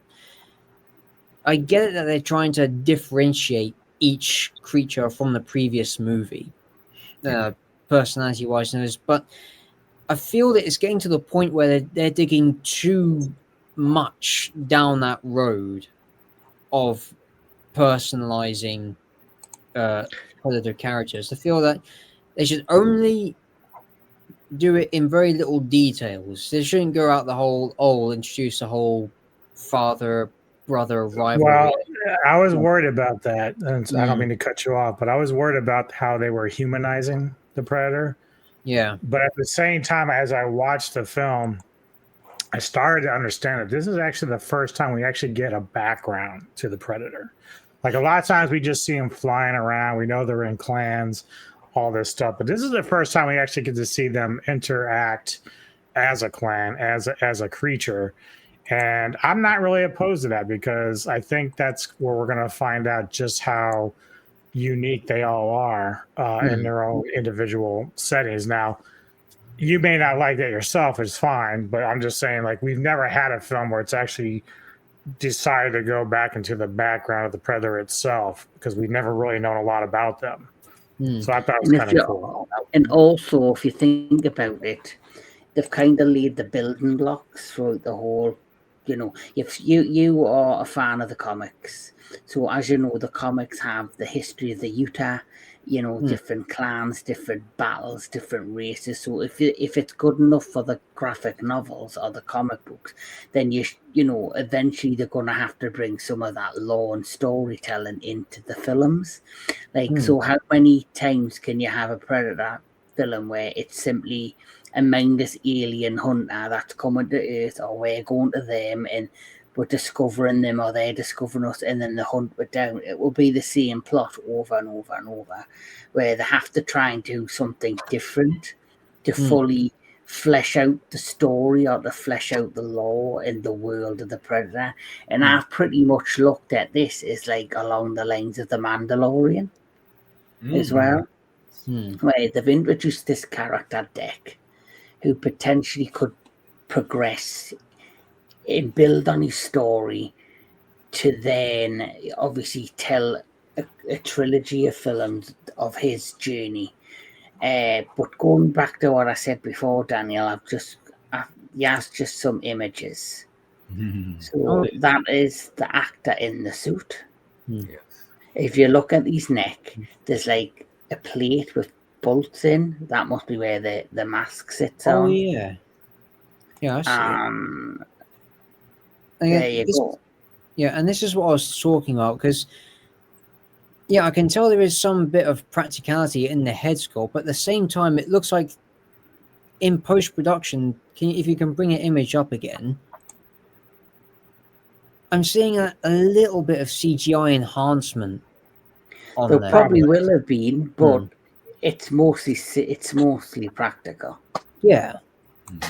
Like, even though I love the look of Deck, Kiyu, is it Kiyu? I think, or Kwe, I think it was Kwe or Kiyu, which was his brother. Yeah. Oh yeah. He looked fucking badass. He looks like he looks like the original. Yeah. And just like the first film, I like the look of the face and the heads. Yeah. But sorry to cut you off, Daniel. That's right. So yeah, because I'm not opposed to them doing anything new. Like I'm all for them adding in varieties, spicing things up. What my concern lies in how they approach it, and considering that now Fox is under Disney, and seeing how things like Star Wars have gone onto their trajectory, there is that trepidation that it might repeat with Predator. It has repeated to an extent in Alien Earth, and I'm thinking that, God, whatever you do, please don't try and make this The Mandalorian, but with Predator retexture. Like don't treat it like Fortnite, where it's literally just a skin pack or a character expansion pack. Don't do that, please. Don't try and make that's a valid concern. That's a valid concern because, like, you know, I talked about those books I read, like Prey and all of them, that deals with the Asian female character on the planet who teams up with one of the predators to fight off the alien species. So, but that's like a seasoned predator. So I think that, you know, I know what you're saying because I don't want it to get so corny to where the franchise tanks at this point. But let's say the next one that Trachtenberg does actually deals with like a more veteran type of species, but he still has his own personality. Like, I don't mind that. As long as they're building to something, then that's good, you know. But if it starts, like you said, if it starts getting to like we're just gonna have like a bunch of kiddie stuff thrown in, like I'm not interested in that at all. Yeah. Jedi, overall thoughts on Badlands? Well, we did the you pretty much know what I felt about it.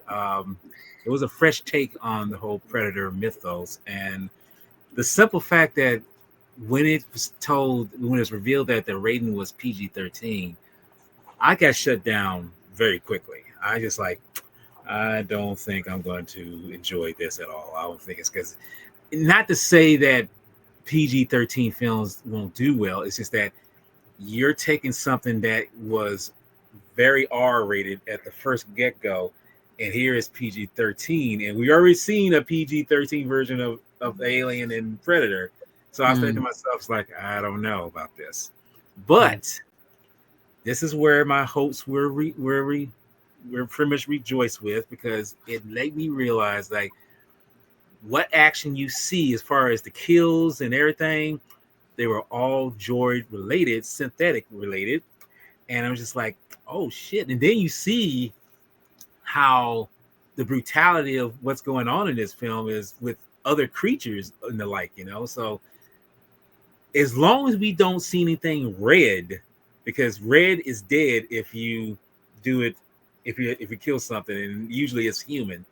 As long as you don't see that white blood, green blood, blue blood, that's okay.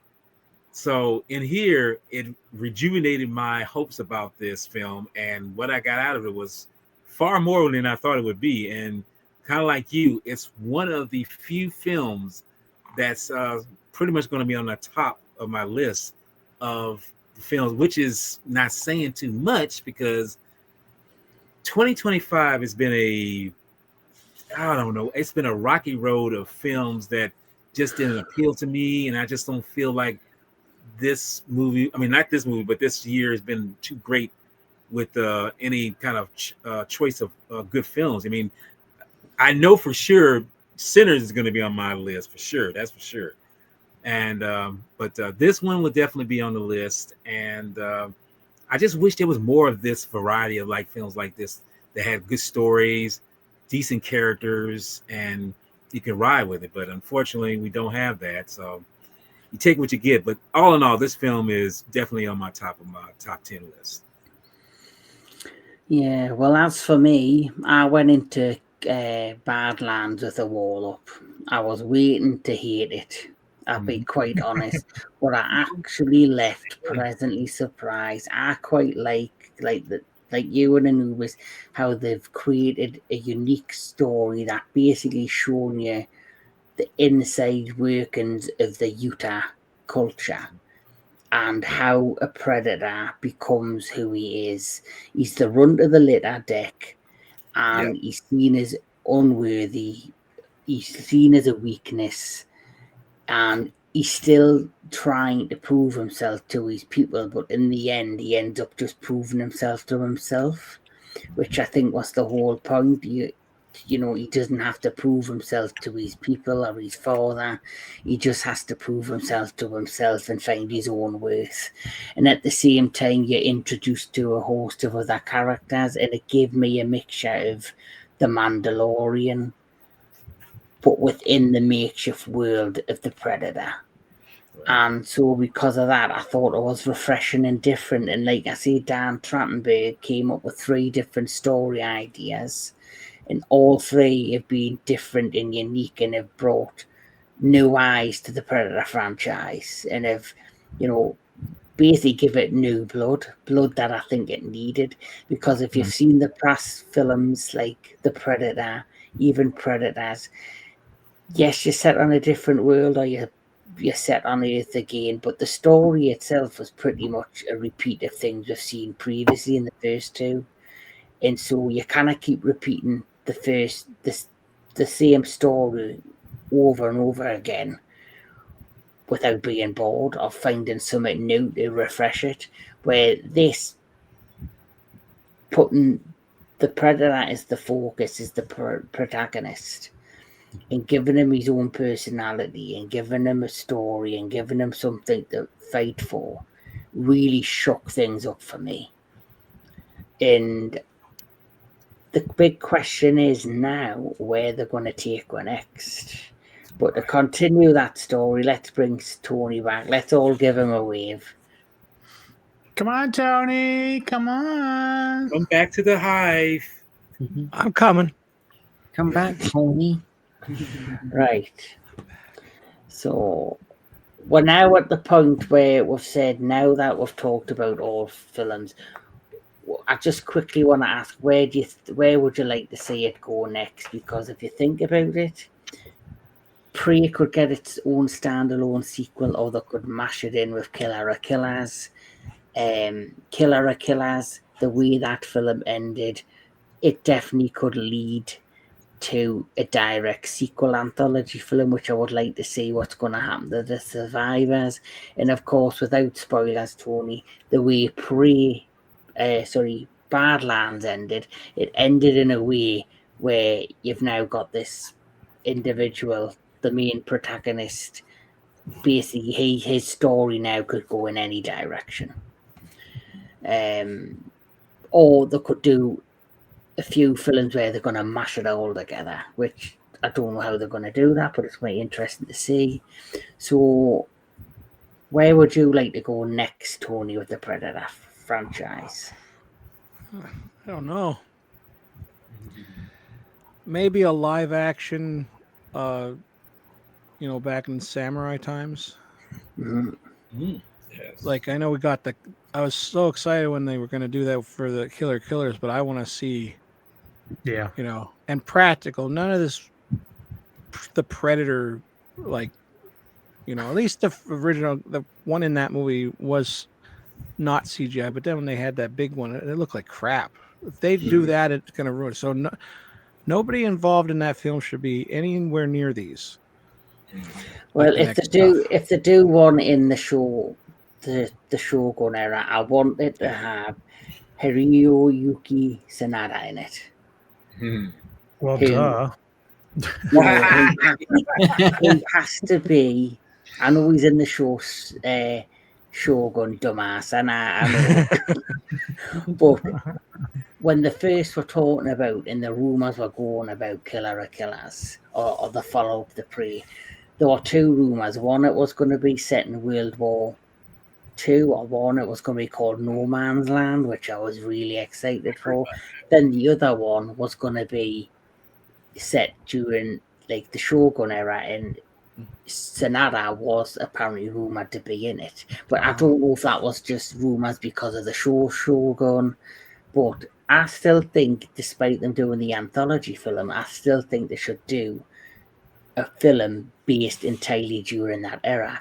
And of course, the same with No Man's Land. I'd love to see a World War II based solo I would film. say just take Killer Killers and make like a movie based on each one of them. I'd love to see a Viking one. I'd love to see a Japan one. I'd love to see the World War II. Like I think the whole concept of that anthology is amazing. Like, and it was well done. But that's probably the only reason why I don't even include it in my list, because it is an animation. It's not a live action film, but it's still very good for what it is. Yeah. What if they made like one that's like way in the future, and so some of the, like, kind of like they're trying to survive, but they're still being hunted, but like the world's ended. Or like an Yeah. apocalyptic era Yeah, type. That would be different. maybe That'd more be cool. anime. I'd watch. I mean, I'd watch any apocalyptic movie, but Right. I animated or If they did like a handy cam, regular. you'd watch one. Mhm. Now that would be something right there. Almost That- hidden footage kind of thing. I'd watch it, but I don't want it.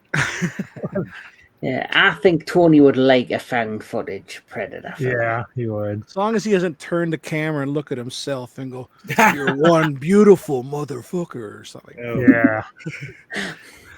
Yes. Daniel Miller, where would you like the series to go? I like the series. I want the series to try something new, but at the same time, I don't want it to stray too far away from what it began and what's already established.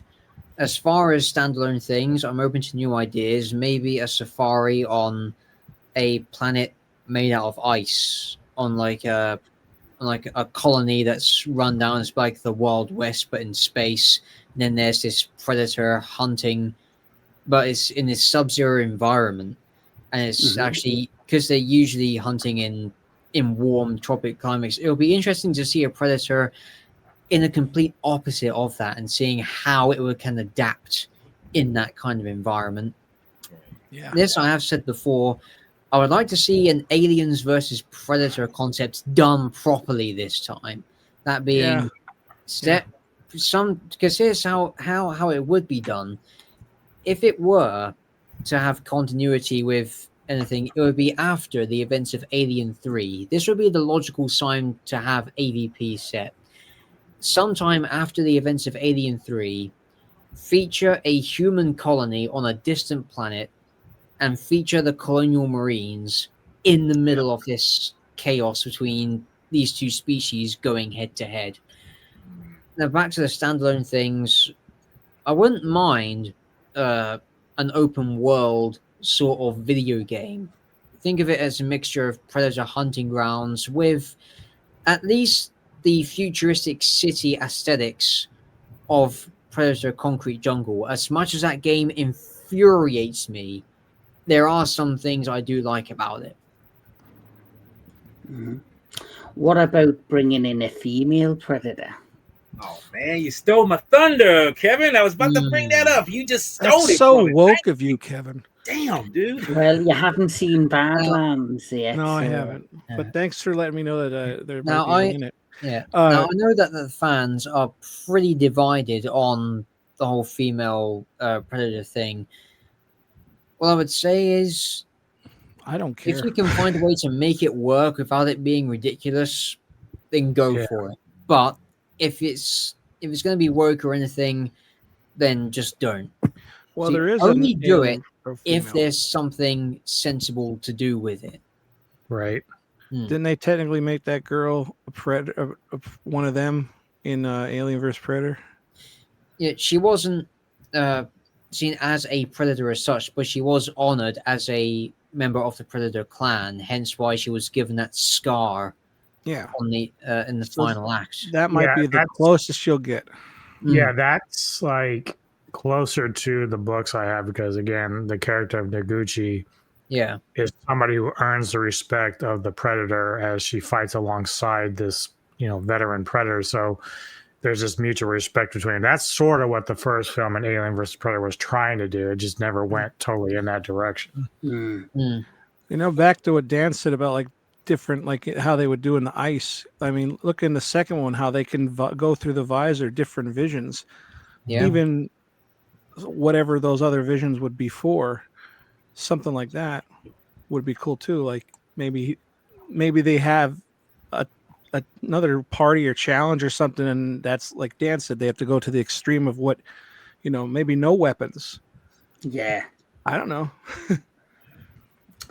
Yeah, that would be interesting. A Predator film where he's got none of his technology and he has to just use the layer of the land Yeah. to fight, which we can't talk about Badlands, but something similar might or may not have happened.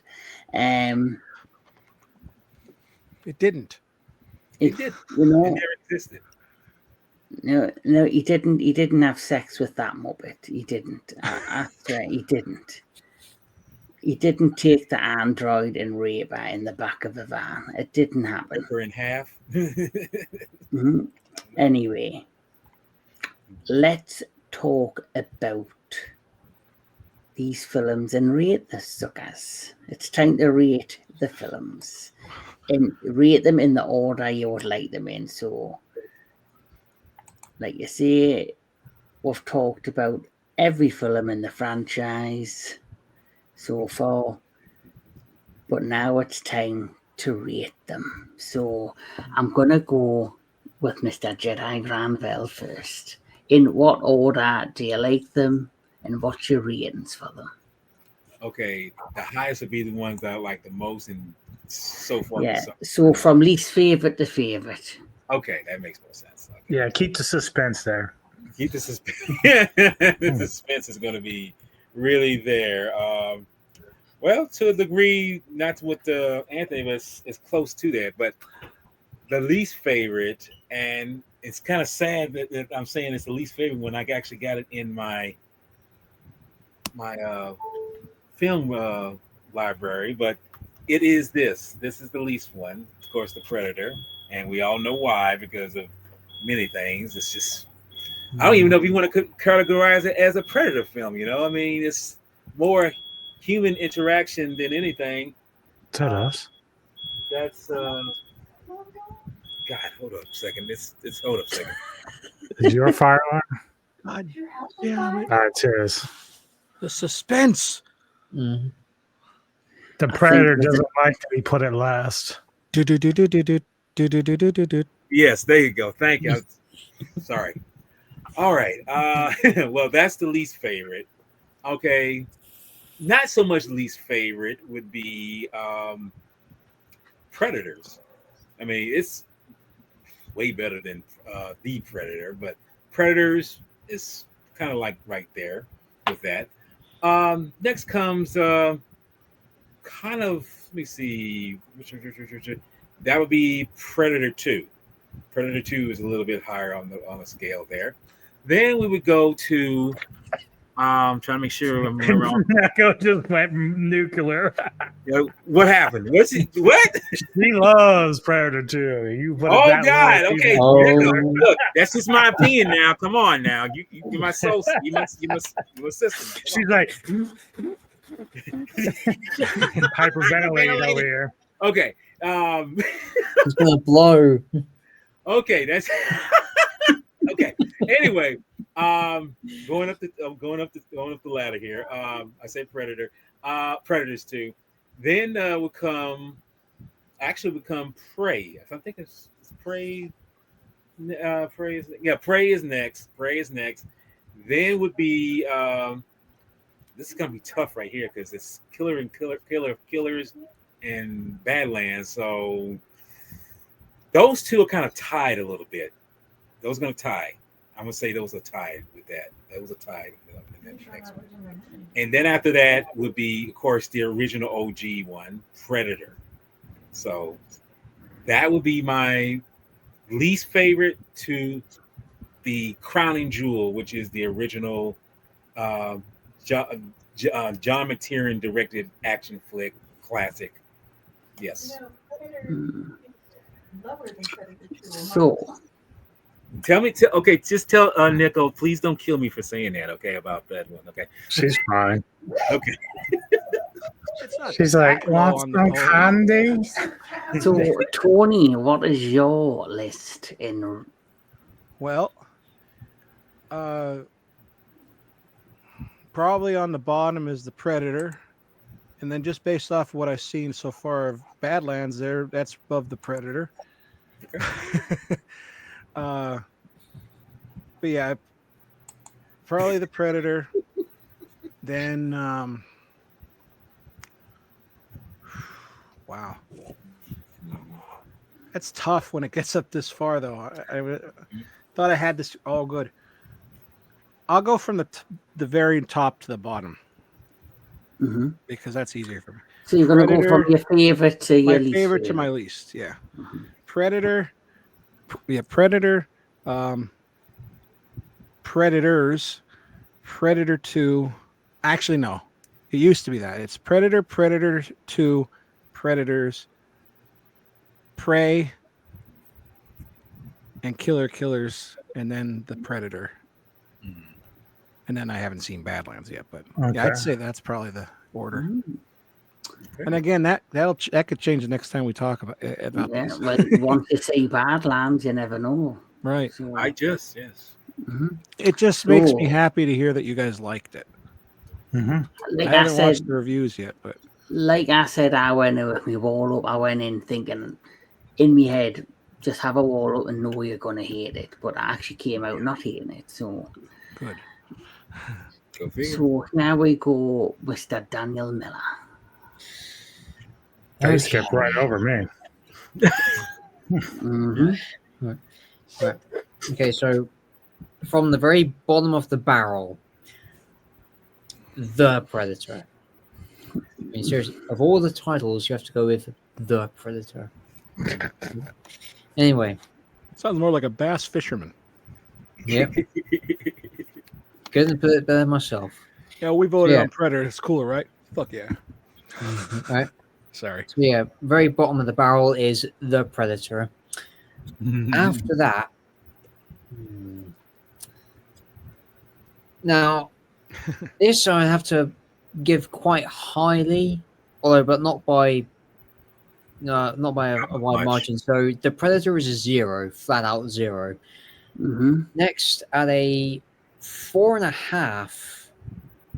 No, I'm going to be generous and give it a 5 out of 10. Would be Prey. And then just above that, at the same number, 5, would be Predator Badlands.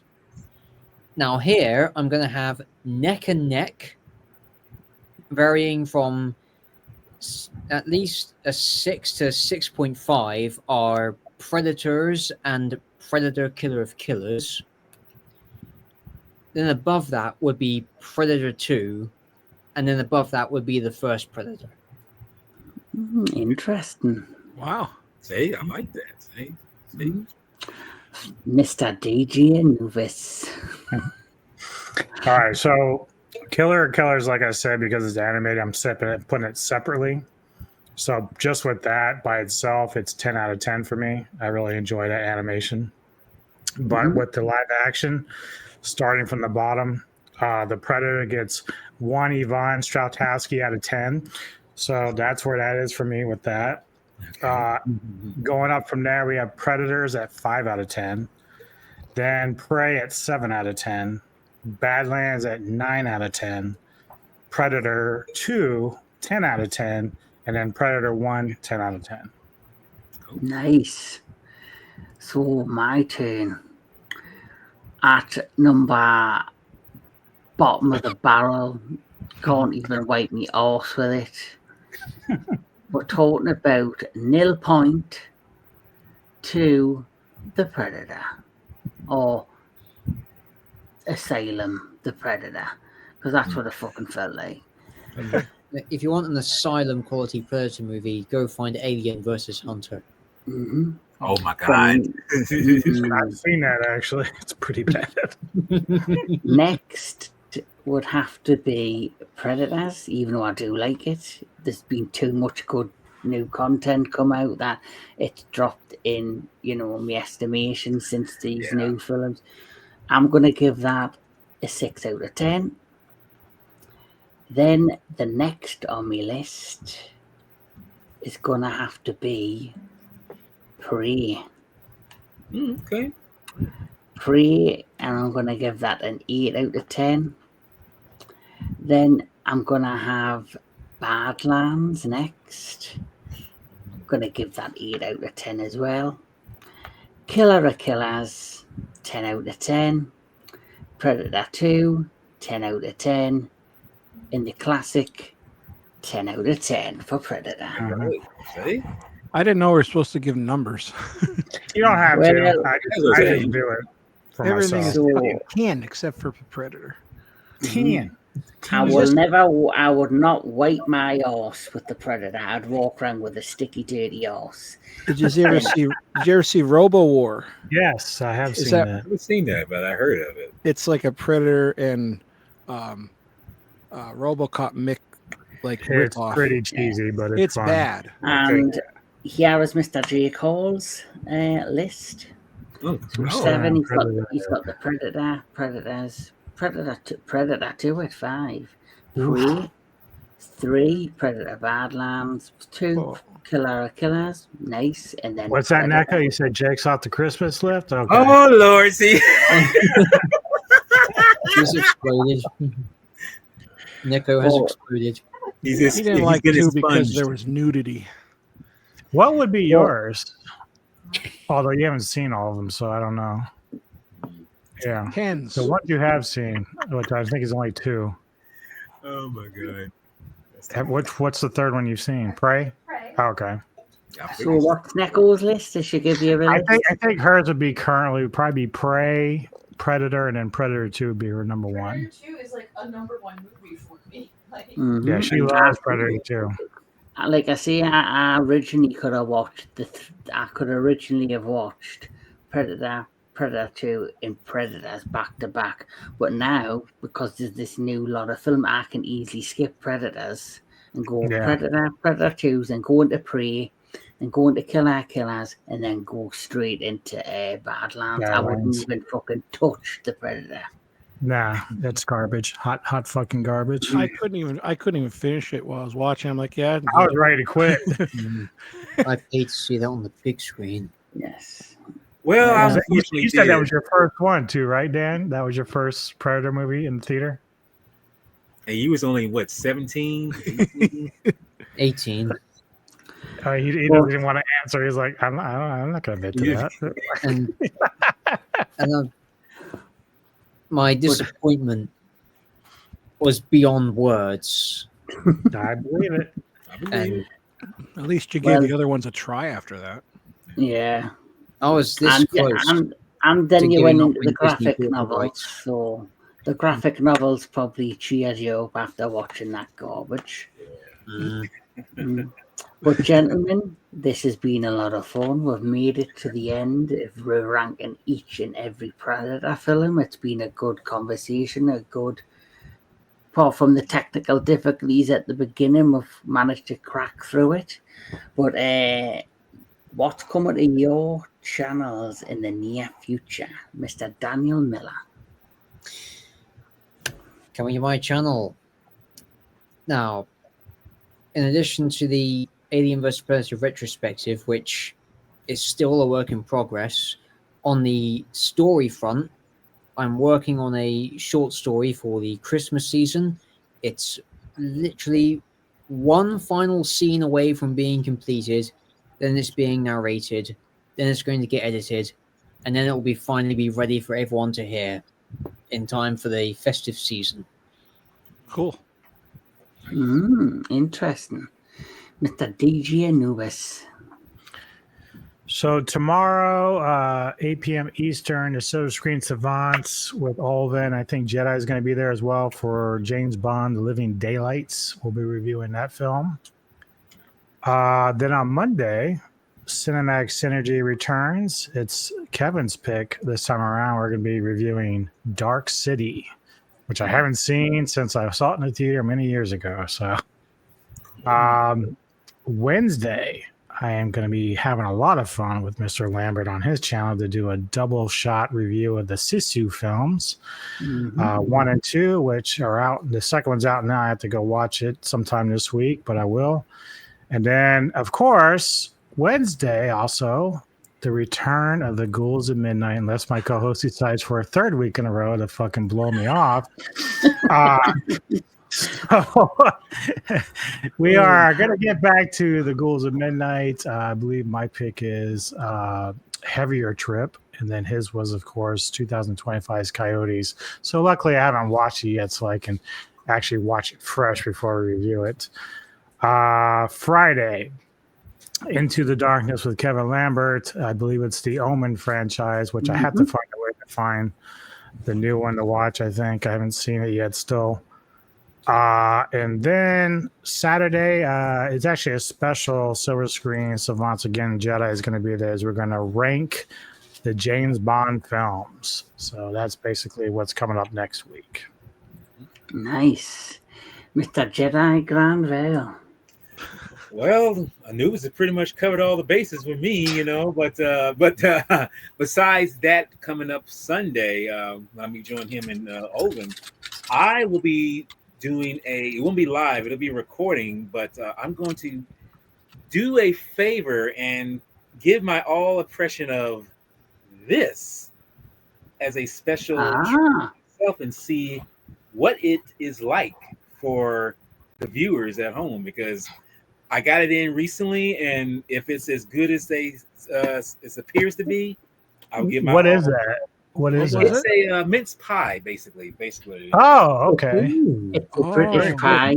So me and Jedi and Anthony were talking, and he was asking us about food and like the pies in the UK, and I said that there is a brand that do some really good pies. So Jedi managed to find one and bought one.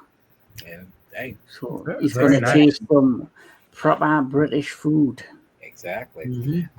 And coming this Wednesday, I don't know if you guys saw it, but I mean, anyone who's watching, who's on my channel, I will be doing a one-on-one, or basically it's going to be a co-production with a certain someone, and we're going to be discussing my favorite Godzilla film, Godzilla versus Megalon, because that was the first film I ever saw of the Big G, so I'm going to be talking about it. And come next Friday, after Black Friday. Well, that is Black Friday. I'm sorry, it is Black Friday. It's not going to be too black, because I'm black, but that's beside the point. You are? Yeah. I never noticed. I know. It's like, can you notice? I just thought it was dark in your room. Black. I mean, true enough, my shirt is black, but I mean, you didn't know if it was black or not. Anyway, I will be, or say Jake Hall will be joining me that particular day, and we're going to be discussing one of the most controversial tokusatsu kaiju films ever, which is Hawaman and the Seven Ultramen. And when we get into discussion, you'll find out why it's such a controversial film, because trust me, the background of this film is legendary.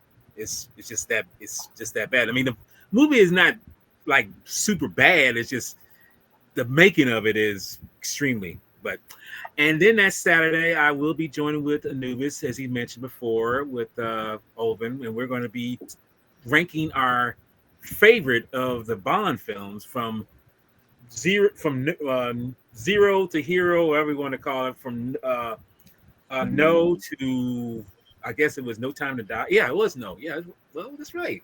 No and No. It's from no to no. That's right. Yeah. So yeah. No to no. Yeah.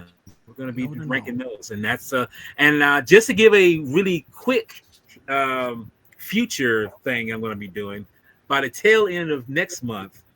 I will be giving my 20. I think it's going to be 20. It might jump more, but I'm going to give my top favorite super good hero films, and it's going to be starting. And it's going to be. It's not just going to be It's not going to be just Marvel. It's going to be DC too, because there are some DC films that are pretty decent, and they're going to be mixed in together. And I'm going to kind of do it from top to bottom. Well, yeah, of course I'm going to be top to bottom. It's going to be starting from 20 on to number one. Although I don't know if it's going to be 20, it could be 30.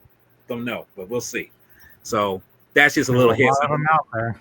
Yes, there is, and some of them are bad too. So, but I'm picking the ones that I really enjoyed, that are really up there, and you'll see. You'll see. Cool. Nice. As for me in the entertainment headquarters, as mentioned by my good friend there, DJ Anubis, we're going to be doing a double review of the Sisu films. Going to go see the second one this Tuesday. Very much looking forward to that. Like he says, we've got the Omen franchise coming up soon, and then we're heading into December. So heading into December, the first thing I'll be doing, which will be on Sunday, the 2nd of December, we're going to be doing Kaiju Connections, and we're going to be talking about Pulpazori. And later on that month, we have a lot of different content coming your way. We will have Retro Classic Movie Show. We will be doing an Into the Darkness double special, which will be The Shining and Doctor Sleep.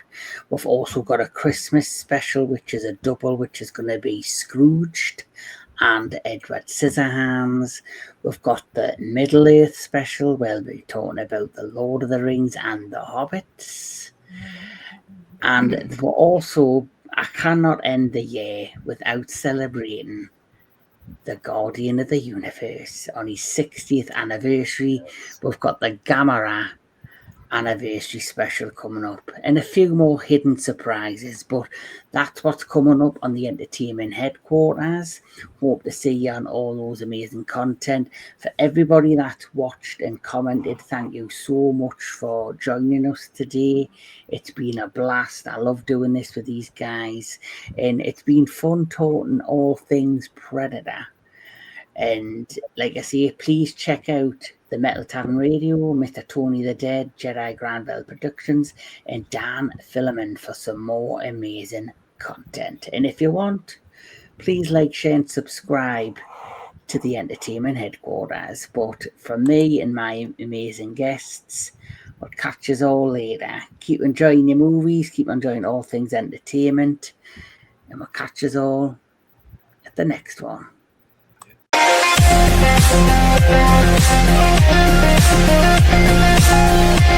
Thank you.